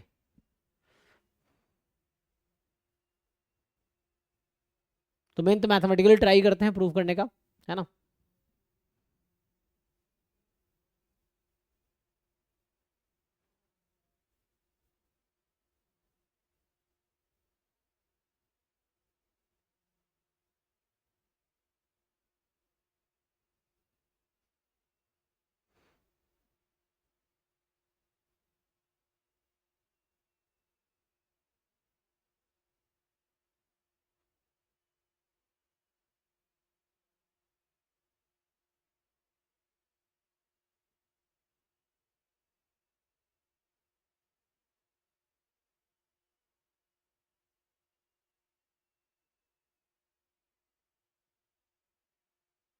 देख लो, मान लो स्मॉल ए यहाँ कॉमन निकाल सकते हैं, तो यहाँ से आ जाएगा x square plus b upon x plus c upon x. यहाँ ऐसा आएगा मॉड, है ना, फिर से वही x square b upon a x c upon a, इस तरह से कुछ आ सकता है। तो फॉर लार्ज एन क्या होगा, क्योंकि उसने कहा है suppose for all real value of x this equation holds. मतलब अगर ग्राफ बनाओगे तो ये हमेशा ग्राफ में ऊपर रहेगा और ये हमेशा नीचे रहेगा फॉर ऑल एक्स, है ना। तो दिस वैल्यू तो मतलब ये बाउंडेड है कहीं ना कहीं, ये कोई नंबर है तो ये उससे हमेशा बाउंडेड रहेगा। ओके चलो ठीक है, तो मॉड ए, मैं यहां से अगर लिखूं आपके पास, सो मॉड ए अपॉन मॉड ए, ठीक। सो क्या होगा, ये मैं इसको इधर बुला रहा हूं, so less than equal to इसको उधर भेज देते हैं। So mod x square plus b upon a x plus c upon a upon mod x square plus b upon x plus c upon a. यहां तक ओके है, मैंने इसी क्वेश्चन को ऐसा लिखा है। नाउ आपको पता है कि this holds for all x belongs to R, so this holds for all x belongs to R, so this holds for all x belongs to R, है ना, this holds for all x belongs to R. So this will also hold for large x. So what if I take x tends to plus or minus infinity? तो क्या लगता है this equation will reduce to what? आप लोगों को limit आता है, तो यहाँ तो x है ही नहीं, तो यहाँ रहेगा मॉड a अपॉन, क्योंकि ये हर रियल नंबर के लिए होल्ड कर रही, तो बहुत लार्ज रियल नंबर तो उसके लिए भी होल्ड करेगी, बहुत स्मॉल के लिए भी होल्ड करेगी। सो ये आ जाएगा लेस देन इक्वल टू। अब मैं आपसे पूछता हूं कि limit x tends to infinity लगाएंगे तो ये राइट हैंड साइड की लिमिट क्या आएगी, क्या बता पाएंगे, what is limit of RHS.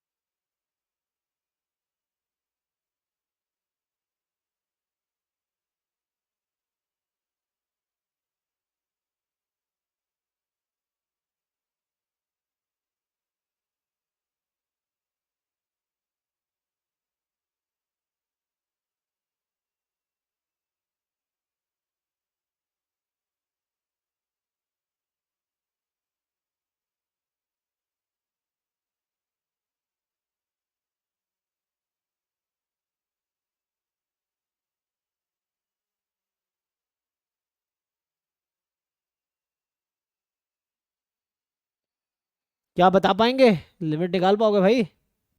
मुझे ये बताओ, लिमिट। 1 हो जाएगा सर। हाँ, मान लो ये इस तरह क्वेश्चन है, तो इसकी लिमिट क्या आती है, plus minus tends to, L'Hopital rule लगा लो, 1 आ जाएगी, है ना? तो ये कहने का मेरा मतलब है 1 आ जाएगी। So when you do cross multiplication what will happen है, मुझे यही प्रूव करना था, हो गया प्रूफ, ये वाला पार्ट यही चाहिए था ना, या है ना, उसको ऐसा ही से लिख दो, तो mod a more than equal to small a, so this is the proof part, है ना? तो ये प्रूफ हो गया। इसने कहा ना argue that this happens, so this will happen because it holds for all x, so it will hold for larger x also, so it will behave similarly for any x, so it will behave like this। तो ये हो गया। अब आते हैं इस वाले part पे, तो हमने ये दिखा दिया कि जो मॉड ए है वो स्मॉल मॉड ए से ज्यादा है। ओके,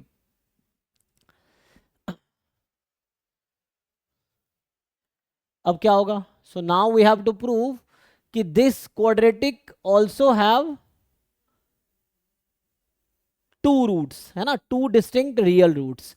इसमें बता रखा है this quadratic has two distinct real roots, so this quadratic will also have two distinct real roots। कैसे दिखाओगे, और फर्दर हमें ये दिखाना है। ओके,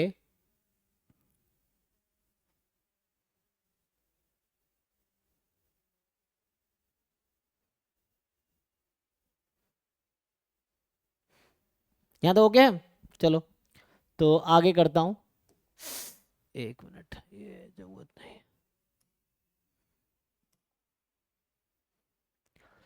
तो इसको दूसरे पेज पे ले जाते हैं। तो नाउ, है ना, ट्राई करने से नए नए अप्रोच समझ आएगा। तो अभी दूसरे पार्ट पे आते हैं, अब दूसरा पार्ट दिखाते हैं क्या होगा। देखो आप लोग ट्राई करके बताओ, थोड़ा सा दिमाग लगाओ, ये सब अच्छा क्वेश्चन है ना, तब मैं भी पहली बार ही देख रहा हूँ, but it's very deep question, मतलब थ्योरेटिकल है, कि इसमें बहुत अच्छी थ्योरेटिकल अंडरस्टैंडिंग चाहिए सब्जेक्ट की।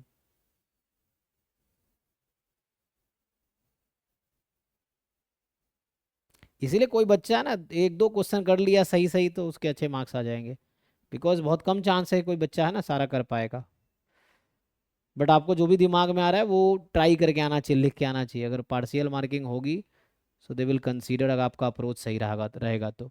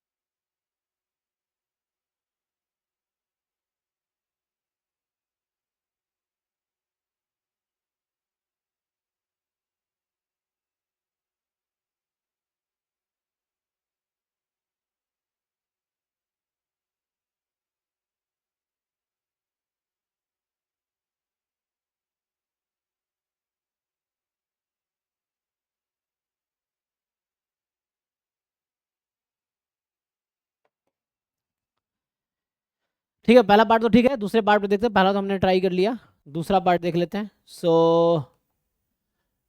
अभी मैं क्या कर रहा हूं कि हमें बता रखा है कि ऐसा है, तो मैंने जैसे कहा कि टू डिस्टिंक्ट रियल रूट्स मिलेगा, two distinct real root of ये जो क्वाड्रेटिक है इसके पास होगा। तो कुछ नाम दे दो, जैसे हम लोग कुछ नाम देते हैं ना, अल्फा बीटा समथिंग, तो मान लो अभी के लिए x1 एंड x2 काइंड, अब क्या होगा आप जानते हो, so let's say x1 x2, so can be write this equation as ax square plus bx plus c less than equal to mod x minus x1 kind, some constant भी होगा, और x minus x2 kind. अब यहाँ चाहो तो जैसे मैं अगर a बाहर निकाल लूँ, चलो मॉड a बाहर निकाल लेते हैं, सो मॉड a बाहर निकाल दिया तो इस टाइप का कुछ सॉल्यूशन आएगा सॉल्व होने के बाद। सो लेट से a में हटा देता हूँ, तो यहाँ पे आप ऐसा समझो कि मैं इस क्वाड्रेटिक इक्वेशन की बात कर रहा हूँ a निकालने के बाद। So x square plus b by a x plus c by a is equal to 0, this has two real roots this much, क्योंकि टू रियल रूट एग्जिस्ट करेगा इसकी गारंटी ये कंडीशन दे रही है। So means this can be written as something, x1 x2 कोई fix number है, ठीक है ना, सो x1 x2 जो है वो फिक्स नंबर है, so this can be return like this, ठीक है, मैं ये कहना चाह रहा हूं। सो अब आप सोचो again this holds for all x belongs to r, ऐसा है।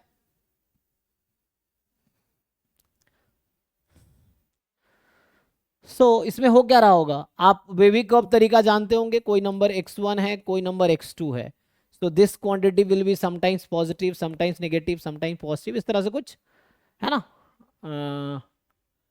हाँ, लेकिन मॉड है तो पॉजिटिव हो जाएगा एट द एंड, बट मतलब ये कहने मतलब वैल्यू क्या होगी, शिफ्ट हो रही होगी ना, इसमें this value is sometime positive sometime negative, ये वेवी कर्व मेथड आप जानते हैं। तो मुझे ये जस्टिफाई करना है, if I take small a out तो यहां हो जाएगा b upon a C upon A,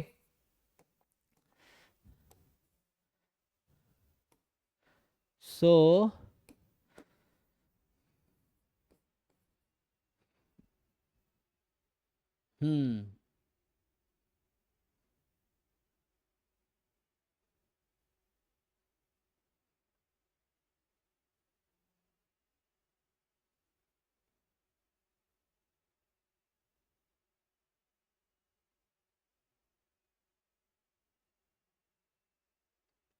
so how can we justify that this is also some kind of x minus x3 and x minus x4, अगर हम ये justify कर देते हैं कि we can also write this as this where x1 x3 x4 are solution of that quadratic equation, तो ये कैसे जस्टिफाई करेंगे हम, देखिए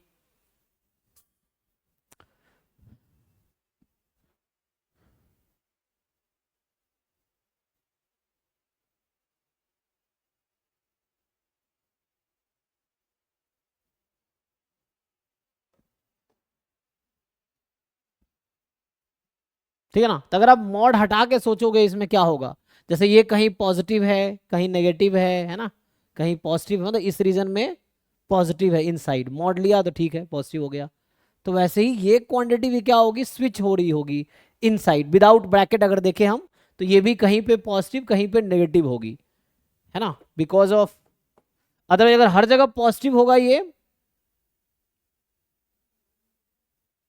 तो इसमें फिर कोई रूट नहीं आ पाएगा ना, बट ऐसा हो नहीं सकता क्योंकि ये तो इससे छोटी है ना, this quantity is less than this. मैं इसका अगर ग्राफ बनाऊं रफली मैं आपको समझाने के लिए, कि जैसे मान लो इस तरह ग्राफ है लेट से, सो this is x1 this is x2, but mod लेने के बाद तो वैसा हो जाएगा जैसे बताया था, ऊपर आ जाएगा, फिर वैसे ही वहां भी ऐसे ही है, तो ये भी कहीं ना कहीं इस टाइप का हो रहा होगा कि समथिंग लाइक दिस टाइप का मान लो होगा, तो इसके बिलो रहेगा ना, it will be below this, अच्छा बिलो रहेगा एवरीवेयर, तो ये ऐसा हो जाएगा। तो क्या कहना चाह ना, this this curve is always below this curve for any x belongs to R, तो एक कर्व ये बिलो रहेगा दूसरा ये था, जब ब्रैकेट लिया मॉड लिया तो ये इधर आ जाएगा, तो मॉड वाला छोटा है ये बड़ा है, अच्छा एक तो समझना पड़ेगा आपको, तो मैं दो अलग अलग कलर यूज करता हूँ तो बेटर रहेगा। व्हाट दे सेड कि ये नीचे जाता तो ये ऐसा हो गया, लेट से एक कर्व ये है पहला वाला, अब मॉड हमेशा छोटा है इससे तो ग्राफ हमेशा इसके नीचे आएगी, तो ग्राफ नीचे आएगी तो कैसा होगा,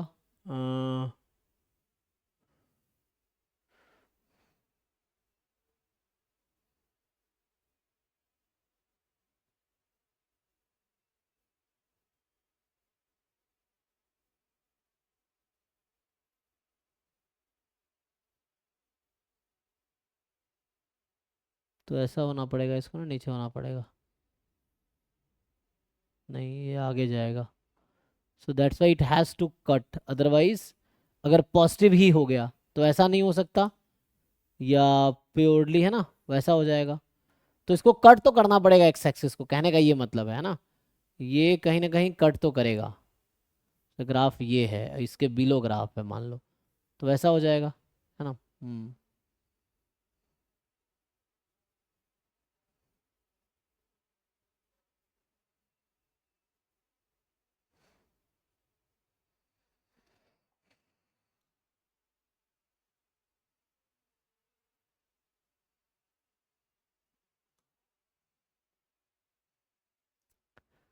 या मैं अगर आपको ऐसे, इस थोड़ा ऐसा मुश्किल हो रहा है ना, तो मैं अगर ऐसे देखूँ क्यों ऐसा होगा, तो ये वाला कंडीशन यूज़ कर लेते हैं, तब उसके बाद चेक करते हैं। ये कंडीशन यूज़ कर लो। तो ये कंडीशन क्या है, mod a more than equal to this.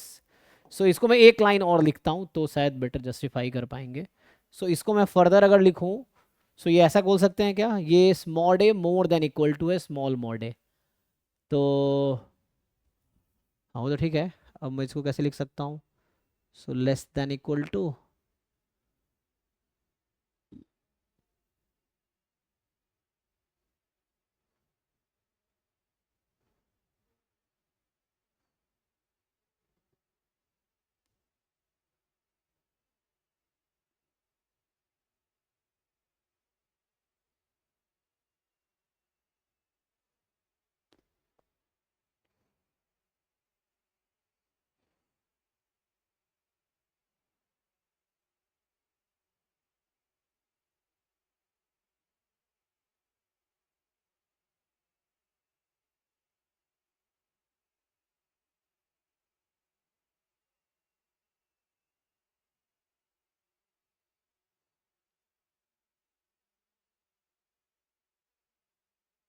Theoretically justify करना, और मैथमेटिकली कैसे करेंगे हम, उसका दिक्कत आएगा, क्योंकि हमें दिखाना है कि दिस हैज़ अ सॉल्यूशन और this has two distinct real root, हमें ये दिखाना है।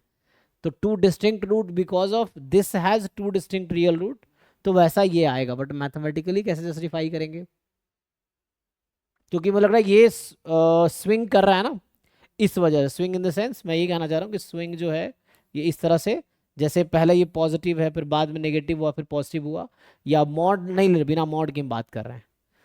सो similarly and this is the x1, this is x2, मैं ये बोलना चाह रहा हूँ। तो और this is always less than this means it also has to B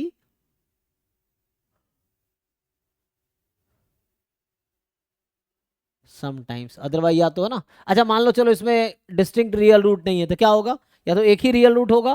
तो एक रियल रूट कब होगा, जब ये टच करके पास करेगी, तो उस केस में तो मॉड लेंगे तो ये ऊपर आ जाएगी, तो वैल्यू ज़्यादा, तो ये केस हो नहीं सकती।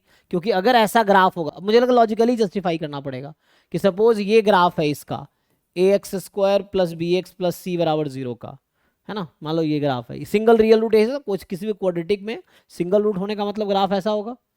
But this will not happen because this function will not satisfy this condition, ये कंडीशन यहाँ पे कॉन्ट्राडिक्ट हो जाएगी। क्यों कॉन्ट्राडिक्ट होगी, अब ग्राफ बना के देखो, जब इसका मॉड लोगे तो ये तो ऊपर चला जाएगा, मॉड लोगे तो। सो ये ऐसा तो नहीं हो रहा है, और ये तो पॉजिटिव ही है हमेशा, क्योंकि किसी फंक्शन में सिंगल रियल रूट है, मतलब या तो एक्स एक्सिस सिर्फ टच करेगी, या तो अपवर्ड या डाउनवर्ड, तो उस किसी भी केस में this will contradict this condition. So ये केस तो होगा नहीं, लॉजिकली मुझे लगता है लिखना पड़ेगा कि suppose it has one solution, मान लो इसके पास एग्जैक्टली वन सॉल्यूशन है, so then it will violate this condition, है ना, इस केस में वॉयलेट करेगा। And suppose it has no solution, तो नो सॉल्यूशन का क्या मतलब है कि ये ग्राफ कुछ ऐसा होगा कि एक्स को कट ही नहीं कर रहा, तब भी ये कंडीशन को वॉयलेट करेगा, क्योंकि इसको हमेशा लेस होना है, लेकिन कहीं ना कहीं वो वैल्यू ज़्यादा हो जाएगी। चेक करो, तो मुझे लगता है कि तीसरा सिचुएशन बचता है कि it has two distinct real root, तो कुछ इस तरह से होना पड़ेगा इसको, कि इस तरह से कुछ होना पड़ेगा मान लो, जो सेटिस्फाई कर ले कंडीशन को, ऐसा फिर ये ऐसा हो जाएगा। हम्म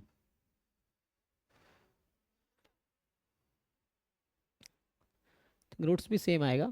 हाँ, तो वैसा कुछ आ जाएगा, मुझे लगता है इस तरह जस्टिफाई करना पड़ेगा कि, है ना, since that two condition can not hold, तो यहाँ पे कुछ ऐसा आएगा, x minus x three into x minus x four less than equal to something like this, है ना, मान लो ऐसा है। अब फर्दर अगर हम लिखना चाहें आगे, तो इन्होंने कहा है कि दिखाओ कि ये इससे ज्यादा है, तो ये कैसे दिखाओगे?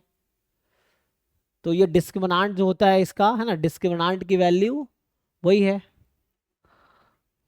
हम्म,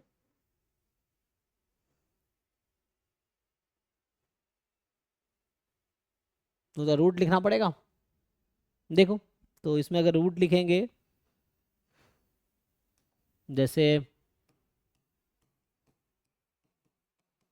तो इसमें x की वैल्यू क्या होती है, minus b plus minus b square minus four a C upon two है, यही है।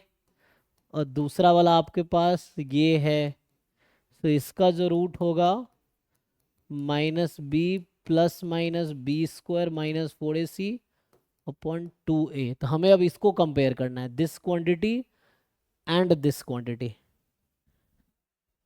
बताओ, so how will you compare? हमारे पास कंडीशन बस ये है कि, है ना, अभी एक तो कंडीशन ये था कि a x square plus b x plus c less than equal to A x square plus b x plus c, है ना, for all x belongs to R. एक कंडीशन ये था, बाद में हमने दिखाया कि ये लेस देन इक्वल टू ये है, एक ये दिखाया। दूसरा है कि both have distinct real root, ये पता है, तब बताना है।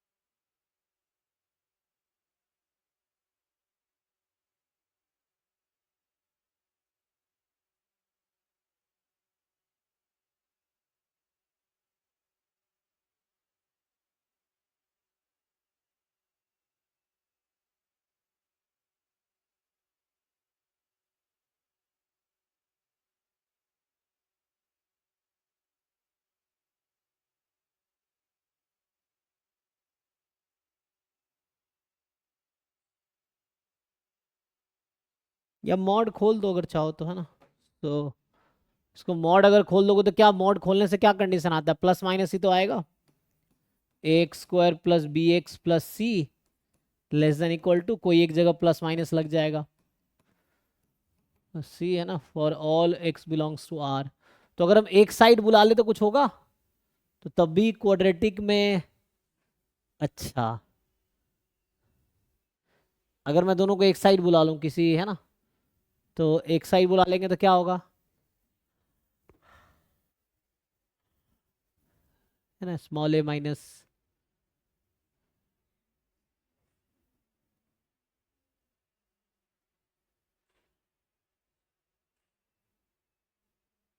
तो हमने मॉड ओपन किया, ठीक है ना, अभी तो हमने क्या किया, मॉड ओपन कर दिया, तो मॉड हटाया, प्लस माइनस आया।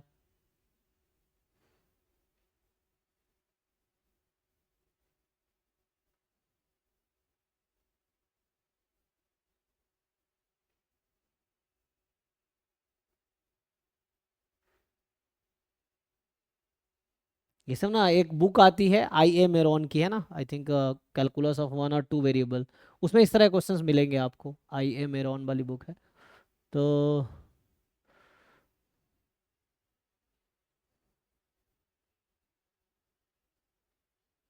या वही जेड वाली एडवांस लेवल है क्वेश्चंस, उसमें भी पता नहीं ऐसा होगा नहीं, क्योंकि वैसे मुश्किल लग रहा है।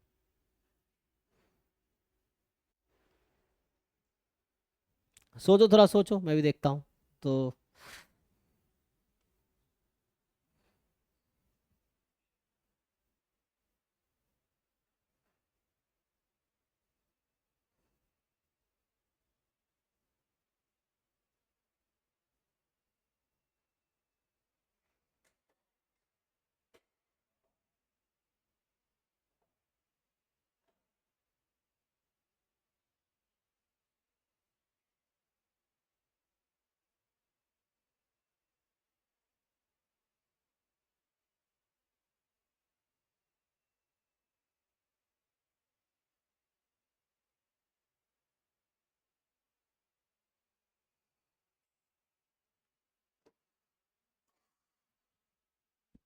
कुछ समझ आ रहा है? देखो, तो जो ग्राफिकली यहाँ पे हम देख रहे थे, यहाँ पे आपको कुछ आइडिया मिल रहा होगा कि what can you say about roots of this and roots of this. जैसे मैंने इसका रूट्स लिया था x3 x4 और इसका रूट्स लिया है x1 x2।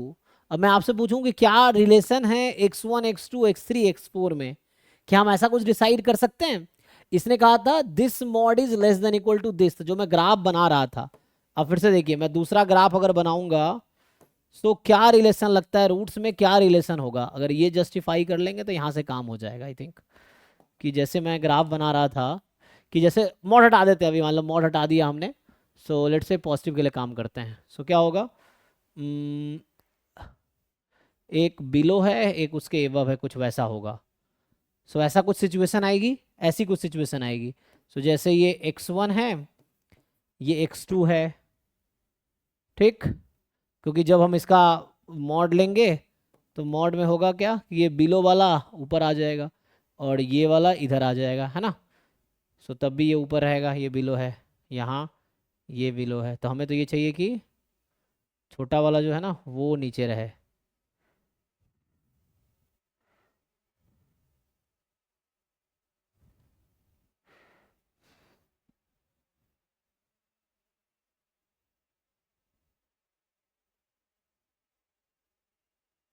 तो कुछ इस तरह की कंडीशन आएगी क्या, x1 लेस देन यहाँ रहेगा x2 और यहाँ x3 less than x4 type की ऐसे कुछ कंडीशन आएगी शायद। देखो एक बार ऐसा कुछ बना के होगा। अभी मॉड हटा दिया हमने, बिना मॉड का देखो चलो, है ना।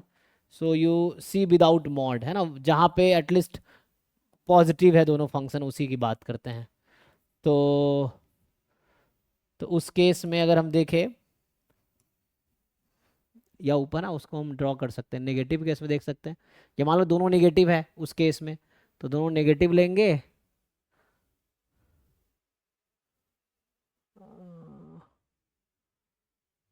उल्टा हो जाएगा ना।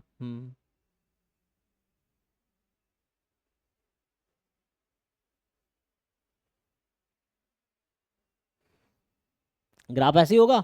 जैसे देखो डिफरेंस ऑफ रूट्स पता है ना, जैसे मान लो अगर मैं यहाँ से पूछूँ आपके पास कि what is the x1 minus x2, ये क्या आएगा?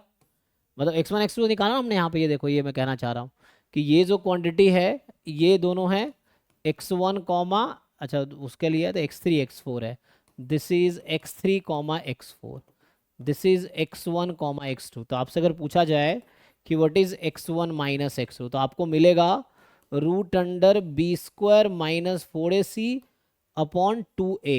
और अगर आप देखेंगे x3 minus x4, so root under b square minus 4ac upon 2a, ये एक्चुअली चक्कर है।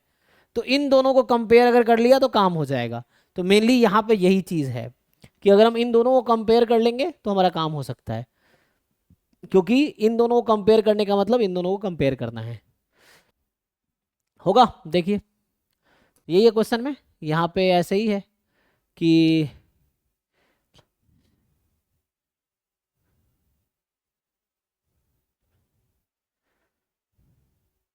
तो ऐसे ही हो जाएगा आई थिंक, उससे आ जाएगा x1 less than x2 less than x3 less than x4। जो कंडीशन है ना, जो कंडीशन ये वाला था, इसके अकॉर्डिंग इस तरह की सिचुएशन आएगी, x1 less than x2 less than x3 less than, एक मिनट, x1 x2 तो इसका रूट है ना, और यहाँ x3 x4, x1 x2 इधर है, ठीक है, बीच में x3 x4 है। तो क्या लगता है आपको डिफरेंस किसका ज्यादा है, रूट के बीच का डिफरेंस?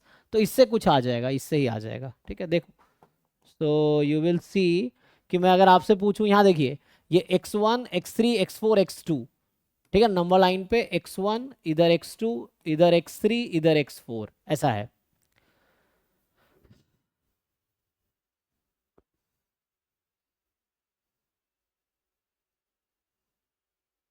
ठीक है ना, मतलब ग्राफ में देखो तो ये कहीं नीचे होगा, ये कहीं ऐसा होगा, रफली दिस टाइप का। मान लो पूरा क्वाड्रेटिक ही ले लो, ये रख लो, इस तरह का ले लो अभी समझने के लिए, या है ना, नेगेटिव तो नहीं तो पॉजिटिव उस साइड ले जाओ, तभी कोई दिक्कत नहीं है। जो भी होगा ना, एनीवे अभी सिर्फ इतना देखते हैं हम लोग, अभी सिर्फ इस नंबर लाइन पे देखते हैं। तो ये बिलो रहेगा, सो x3 x4 और x1 x2, तो इसका रूट है x1 x2 और ये है x3 x4। तो आप सिंपली ग्राफ से देख पाओगे कि x1 माइनस x2 जो होगा और x3 माइनस x4 है, ये डिफरेंस और ये डिफरेंस, कौन सा डिफरेंस ज्यादा है? तो दिस डिफरेंस इज लार्जर, तो यहां से ये हो गया। सो यहां से आ गया root under b square minus 4ac upon 2a is larger than root under, इसको थोड़ा सा ना वर्क करना पड़ेगा आपको, 2a।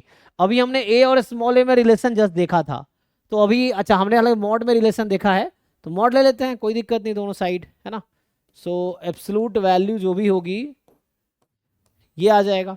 और अभी हमने क्या देखा था कि यहाँ पे ये हमने अभी प्रूव किया था, तो इसका मतलब है कि 1 by mod a more than equal to 1 by ये हो जाएगा, है ना। सो यहाँ मॉड ए आएगा एंड ये लेस देन इक्वल टू था तो क्या। सो इसको अगर फर्दर या इसी में देख लो, इसको अगर लिखोगे तो ये जो मॉड ए है this is more than equal to, ये आ जाएगा root under b square minus 4ac और अपॉन 2 कैपिटल ए। ये बस ये वाला कंडीशन यूज करके लिखा हूँ। ये इसको अगर बाहर निकालते हम, इसको बाहर निकालते 1 बाई मॉड ए होता, this 1 by mod is this. तो अब इसको और इसको कंपेयर करो, तो इसको और first term you compare this, you compare this, 2a काट दो, मॉड 2a काट दो, तो बचेगा b square minus 4ac more than equal to b square minus 4ac। ठीक है, तो ये आ गया। तो रफली मैंने आपको आइडिया दिया तीनों पार्ट का, थोड़े से आपको बैठ के सोचना पड़ेगा और स्टडी करना पड़ेगा क्वाड्रेटिक इक्वेशंस को या क्वाड्रेटिक इनइक्वालिटीज को, जो कि जेडबलई एडवांस वाला अगर सिलेबस देख लोगे ना, किसी एडवांस वाली बुक अगर आप देखते हो तो उसमें शायद आपको हेल्प मिल जाएगा। तो थोड़ा सा है ना डीपली इसको थ्योरेटिकली स्टडी करना पड़ेगा। तो ये रफली मैंने आइडिया आपको दिया है प्रूफ का कि क्या है तीनों पार्ट का, है ना। अब एक आइडिया हमने ट्राई किया, मतलब एक्चुअली मैं भी फर्स्ट टाइम में ट्राई किया हूँ, तो ये हमने अराउंड ट्राई किया है इसको। ठीक है, तो ये 7 किया हमने, फिर 8, फिर 9 देखते हैं क्या है जरा। तो 9 है F be the class of function from 0 to infinity to 0 to infinity and with following properties.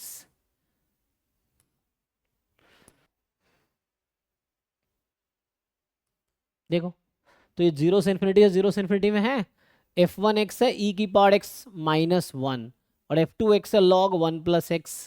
तो आई थिंक दोनों इन्वर्स है एक दूसरे का, देख लो, e की पावर y, हाँ एक दूसरे का इन्वर्स है। यहाँ अगर तुम देखोगे सो f1o f2 निकालोगे तो आइडेंटिटी फंक्शन आएगा, ये f2o f1 निकालोगे आइडेंटिटी आएगा, देख लेना। आई थिंक इन्वर्स है, ठीक है ना, f1 f2 इन्वर्स है एक दूसरे का, इन्वर्स फंक्शन। अच्छा देखो, तो fx and gx not necessarily distinct, fx and gx not necessarily distinct, जरूरी नहीं distinct हो, then the fx plus gx and f of g of x are in f। अच्छा, f वैसा क्लास ऑफ फंक्शन है जिसमें f1 f2 f में, ये तो है ही बता रखा है, और fg फंक्शन f में है तो सम एंड ये f में होगा। अच्छा, f की प्रॉपर्टी बता रहा है, f कोई सेट है उसकी प्रॉपर्टी बता रहा है, f और g अगर f में है and f more than equal to g है तो fx माइनस जी एक्स भी f में होगा। ओके, तो पूछ क्या रहा है, then for any positive integer n so that hx is nx जो है वो f में है, fx and gx are in f, तो so that function this and this are in f। Okay, fx and gx are in f so that function this are in f, fx gx are in f। तो ये simple है ना, calculation करवा रहा है हमसे। तो आपको समझ आ रहा होगा क्वेश्चन कहना क्या चाह रहा है। ठीक है, देखिए ये क्वेश्चन बस प्रूफ दैट टाइप का है, हमें बैठ के प्रूफ करना पड़ेगा, ट्राई करके देख लेते हैं। तो समझ आ रहा है, कहने का मतलब ये कहना चाह रहा है कि f इज अ, ये मैं फिर से लिखता हूं अपने तरीके से कि f एक सेट ऑफ फंक्शंस है, एफ जी दोनों है ना 0 से इन्फिनिटी से 0 से इन्फिनिटी में है, सच दैट, अब ये प्रॉपर्टीज हैं है ना, जैसे ये पार्ट लिख रखा है, ये है ना 1 2 3 कंडीशन आपको दे रखी है कि ऐसे फंक्शन है जो इन तीनों कंडीशन को सेटिस्फाई करते हैं। कंडीशन क्या क्या है मैं अपने तरह से लिखूं तो एक तो बता रखा है कि ये फंक्शन इसमें है वो है, पहले बता रखा है, और ये भी फंक्शन है, दो फंक्शन है इसमें वो बता रखा है, ठीक है ना। तो ये फंक्शन है such that these three conditions are there, कि दोनों है। अगर एफ जी है तो उसका सम एंड कॉम्पोजिशन भी बता रखा है। If you take two function, if you select two function from this set F, capital F, तो उसका कॉम्पोजिशन और उसका सम भी उसी सेट में है, ऐसा बता रखा है। एफ जी अगर एफ में है और f more than equal to g है for all x this, then f x minus g x भी एफ में होगा। तो ये तीन कंडीशन आपको बताया। अब इन तीनों पॉइंट को यूज करना है हमें ये सब प्रूव करने के लिए, है ना। तो आप जैसे पॉइंट आप इसको चाहो तो ऐसा लिख सकते हो, यू कैन, है ना, नेम इट एज मान लो पॉइंट 1 2 3, ये 3 पॉइंट है जो आपको गिवन है। अब इसको यूज करके हमें बताना है कि A B C D part सही होगा, ठीक है। आई थिंक ये लाइट ज़्यादा है तो मैं लाइट कम करता हूँ। हाँ देखिए क्वेश्चन आपको सही विजिबल होगा यहाँ पे, है ना। तो देखो जरा इसको ट्राई करके देखते हैं।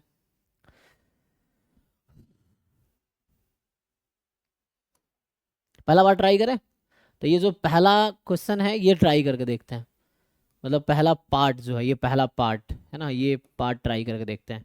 कह रहा है एनी पॉसिबिलिटी एन के लिए दिखाओ कि एन एक्स भी एफ में होगा। बताइए क्या हम प्रूव कर सकते हैं एन एक्स एफ में है? बोलो भाई हाँ या ना। तो देखो अब आपको थोड़ा सा बस दिमाग लगाना है और कुछ नहीं है।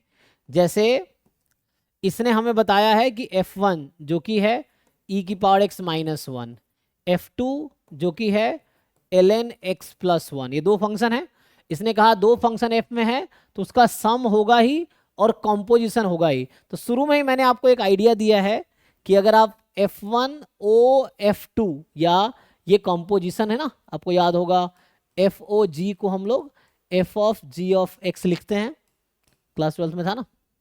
तो F1 O F2 निकालोगे ना, निकालना आता है कंपोजिशन, मतलब F1 of F2 of X निकालो, कितना आएगा? X आएगा ये।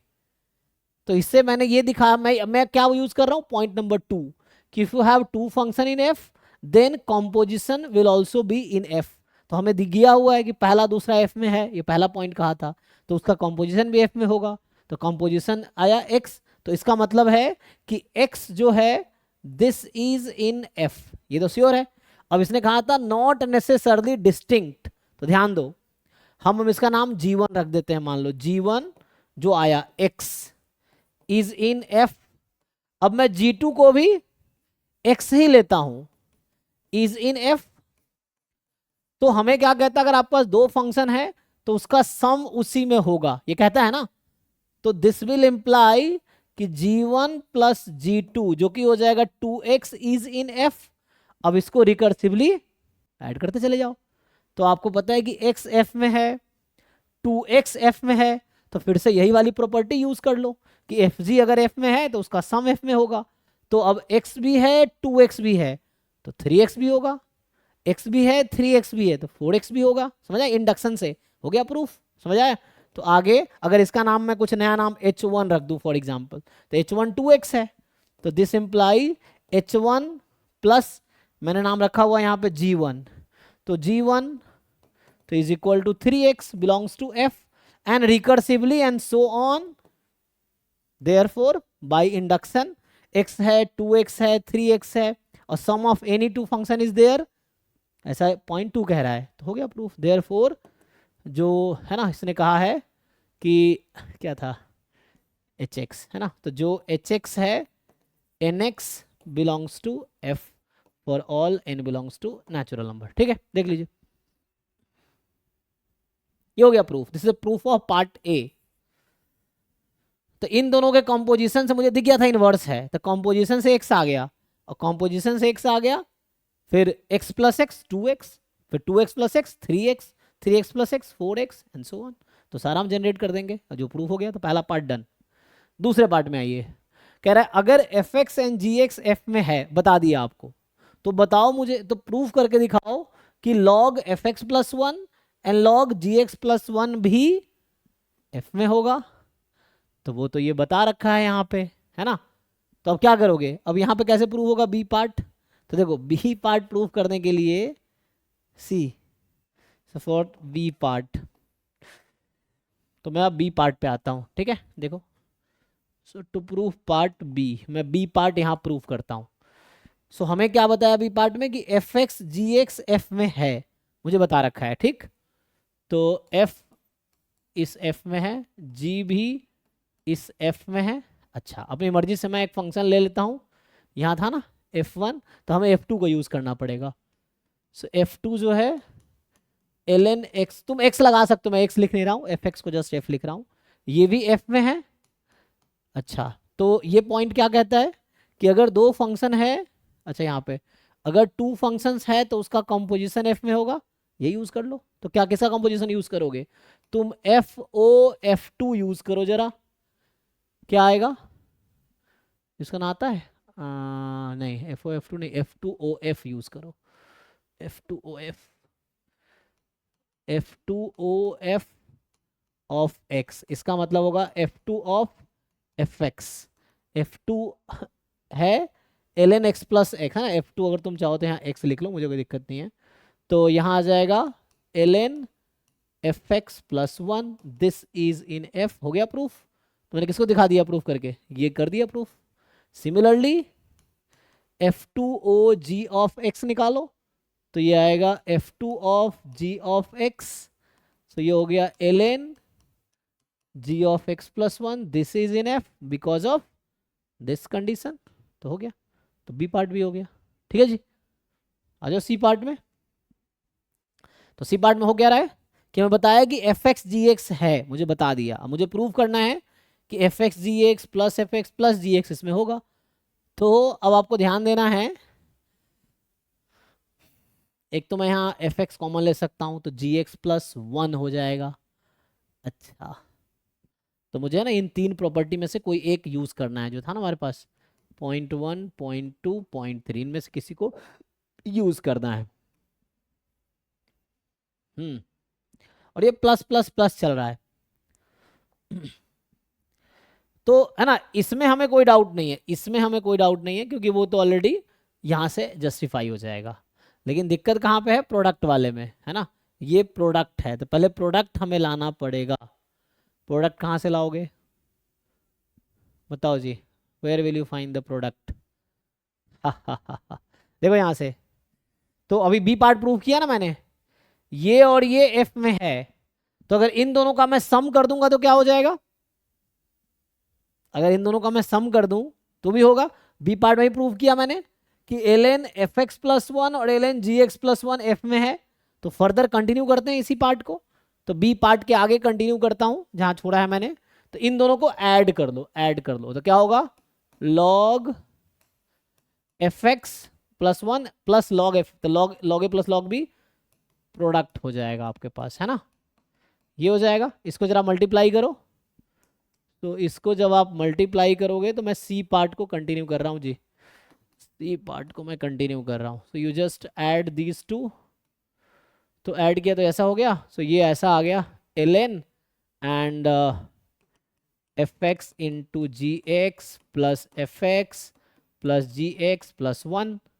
नाउ ये फंक्शन भी तो है इसमें और ये फंक्शन भी है, तो इन दोनों का कंपोजिशन भी होगा, ऐसा क्वेश्चन कह रहा है। मतलब बार बार यही चीजें आपको उल्टा सीधा यूज करना है कि अब एक फंक्शन में दिखाया कि ये वाला फंक्शन f में होगा, ठीक, क्योंकि ये था ln fx प्लस 1, ये था ln gx प्लस 1।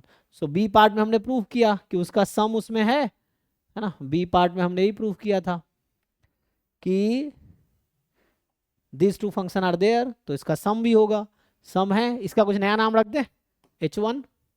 अब h1 का कंपोजिशन ले लो f1 के साथ, तो पहले किसको रखोगे, f1OH कर दो, है ना।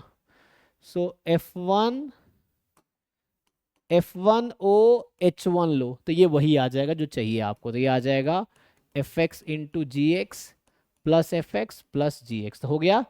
तो ये हो गया, तो ये हो गया, तो ये भी प्रूफ हो गया, देख लीजिए। So therefore this function belongs to f, ये भी प्रूफ हो गया। बचा last D part, f x और जी एक्स एफ में है तो मुझे दिखाना है प्रोडक्ट एफ में है। लो अब देखो, तो अब मुझे यहीं से आगे मतलब अच्छा ये कनेक्टेड बनाया इन्होंने ना, एक एक पार्ट को जस्ट कनेक्टेड बनाया है, ठीक है। So that is making connected, तो बी से सी कनेक्टेड था, सी से डी कर देता हूँ, तो यहाँ तक तो आ ही चुके हैं हम। अब इसने कहा था फोर्थ यहाँ एफ जी है, f more than equal to g है, और ये फंक्शन ध्यान दो 0 से इन्फिनिटी 0 से इन्फिनिटी है, तो डोमेन भी नॉन नेगेटिव है, फंक्शन भी नॉन नेगेटिव है। तो यहाँ से अब ध्यान से देखो, ये जो f x into g x plus f x plus g x, ये more than equal to f x होगा फॉर श्योर, क्योंकि ये भी नॉन नेगेटिव, ये भी नॉन नेगेटिव, तो ये सब नॉन नेगेटिव है, ये से ज़्यादा ही होगा। अब ऐसा है, ये उसने कहा था कि अगर ऐसा हो तो इसका डिफरेंस एफ में होगा, तो डिफरेंस ले लो इन दोनों का डिफरेंस, तो डिफरेंस लोगे तो बचेगा f x into g x plus g x, क्योंकि कट जाएगा घटाओगे तो, सो ये एफ में होगा। फिर से ये एफ में है और ये quantity f x into g x plus g x more than equal to g x है, तो फिर से यही वाली कंडीशन यूज करो, तो डिफरेंस होगा इसमें, तो ये वाली क्वांटिटी इससे ज़्यादा है तो इसका डिफरेंस होगा, तो डिफरेंस ले लो, तो डिफरेंस लोगे तो बचेगा f x into g x belongs to f, हो गया प्रूफ, तो फोर्थ पार्ट भी हो गया। तो मतलब ये कनेक्टेड है, जस्ट अब देख लो, ये थोड़े थ्योरेटिकल था, बस आपको बार बार ये तीन कंडीशन को समहाउ यूज करके इसको जस्टिफाई करना है, जो कि मैंने अभी किया है। कुछ पूछना है तो पूछो, किसी पार्ट में दिक्कत हो तो आप पूछ सकते हो, तो ये बस सॉल्व करना था इसमें, ठीक है। तो ये 9th हो गया, सॉल्व करके देखो तो फिर डिस्कस करो मेरे साथ, तो ये खत्म हो गया है ना। तो कल हमने ये वाला पार्ट डिस्कस किया था, इसमें 2 ही क्वेश्चन थे, 1 और 2 मैथ स्टैट्स का स्टैट्स का। यहाँ पे ये 2023 वाला पेपर में डिस्कस किया है, जो PEB 2023 वाला, इसमें 3 क्वेश्चन थे, है ना, 7, 8, 9, ये तीनों हमने अभी डिस्कस किया है, तो ये हो गया कंप्लीट। अब अगले क्लास में 22 वाला डिस्कस करेंगे, तो आज यहीं स्टॉप करते हैं, ठीक है। कल के क्लास में 2022 वाला PEB डिस्कस करेंगे। चलिए अभी के लिए थैंक यू।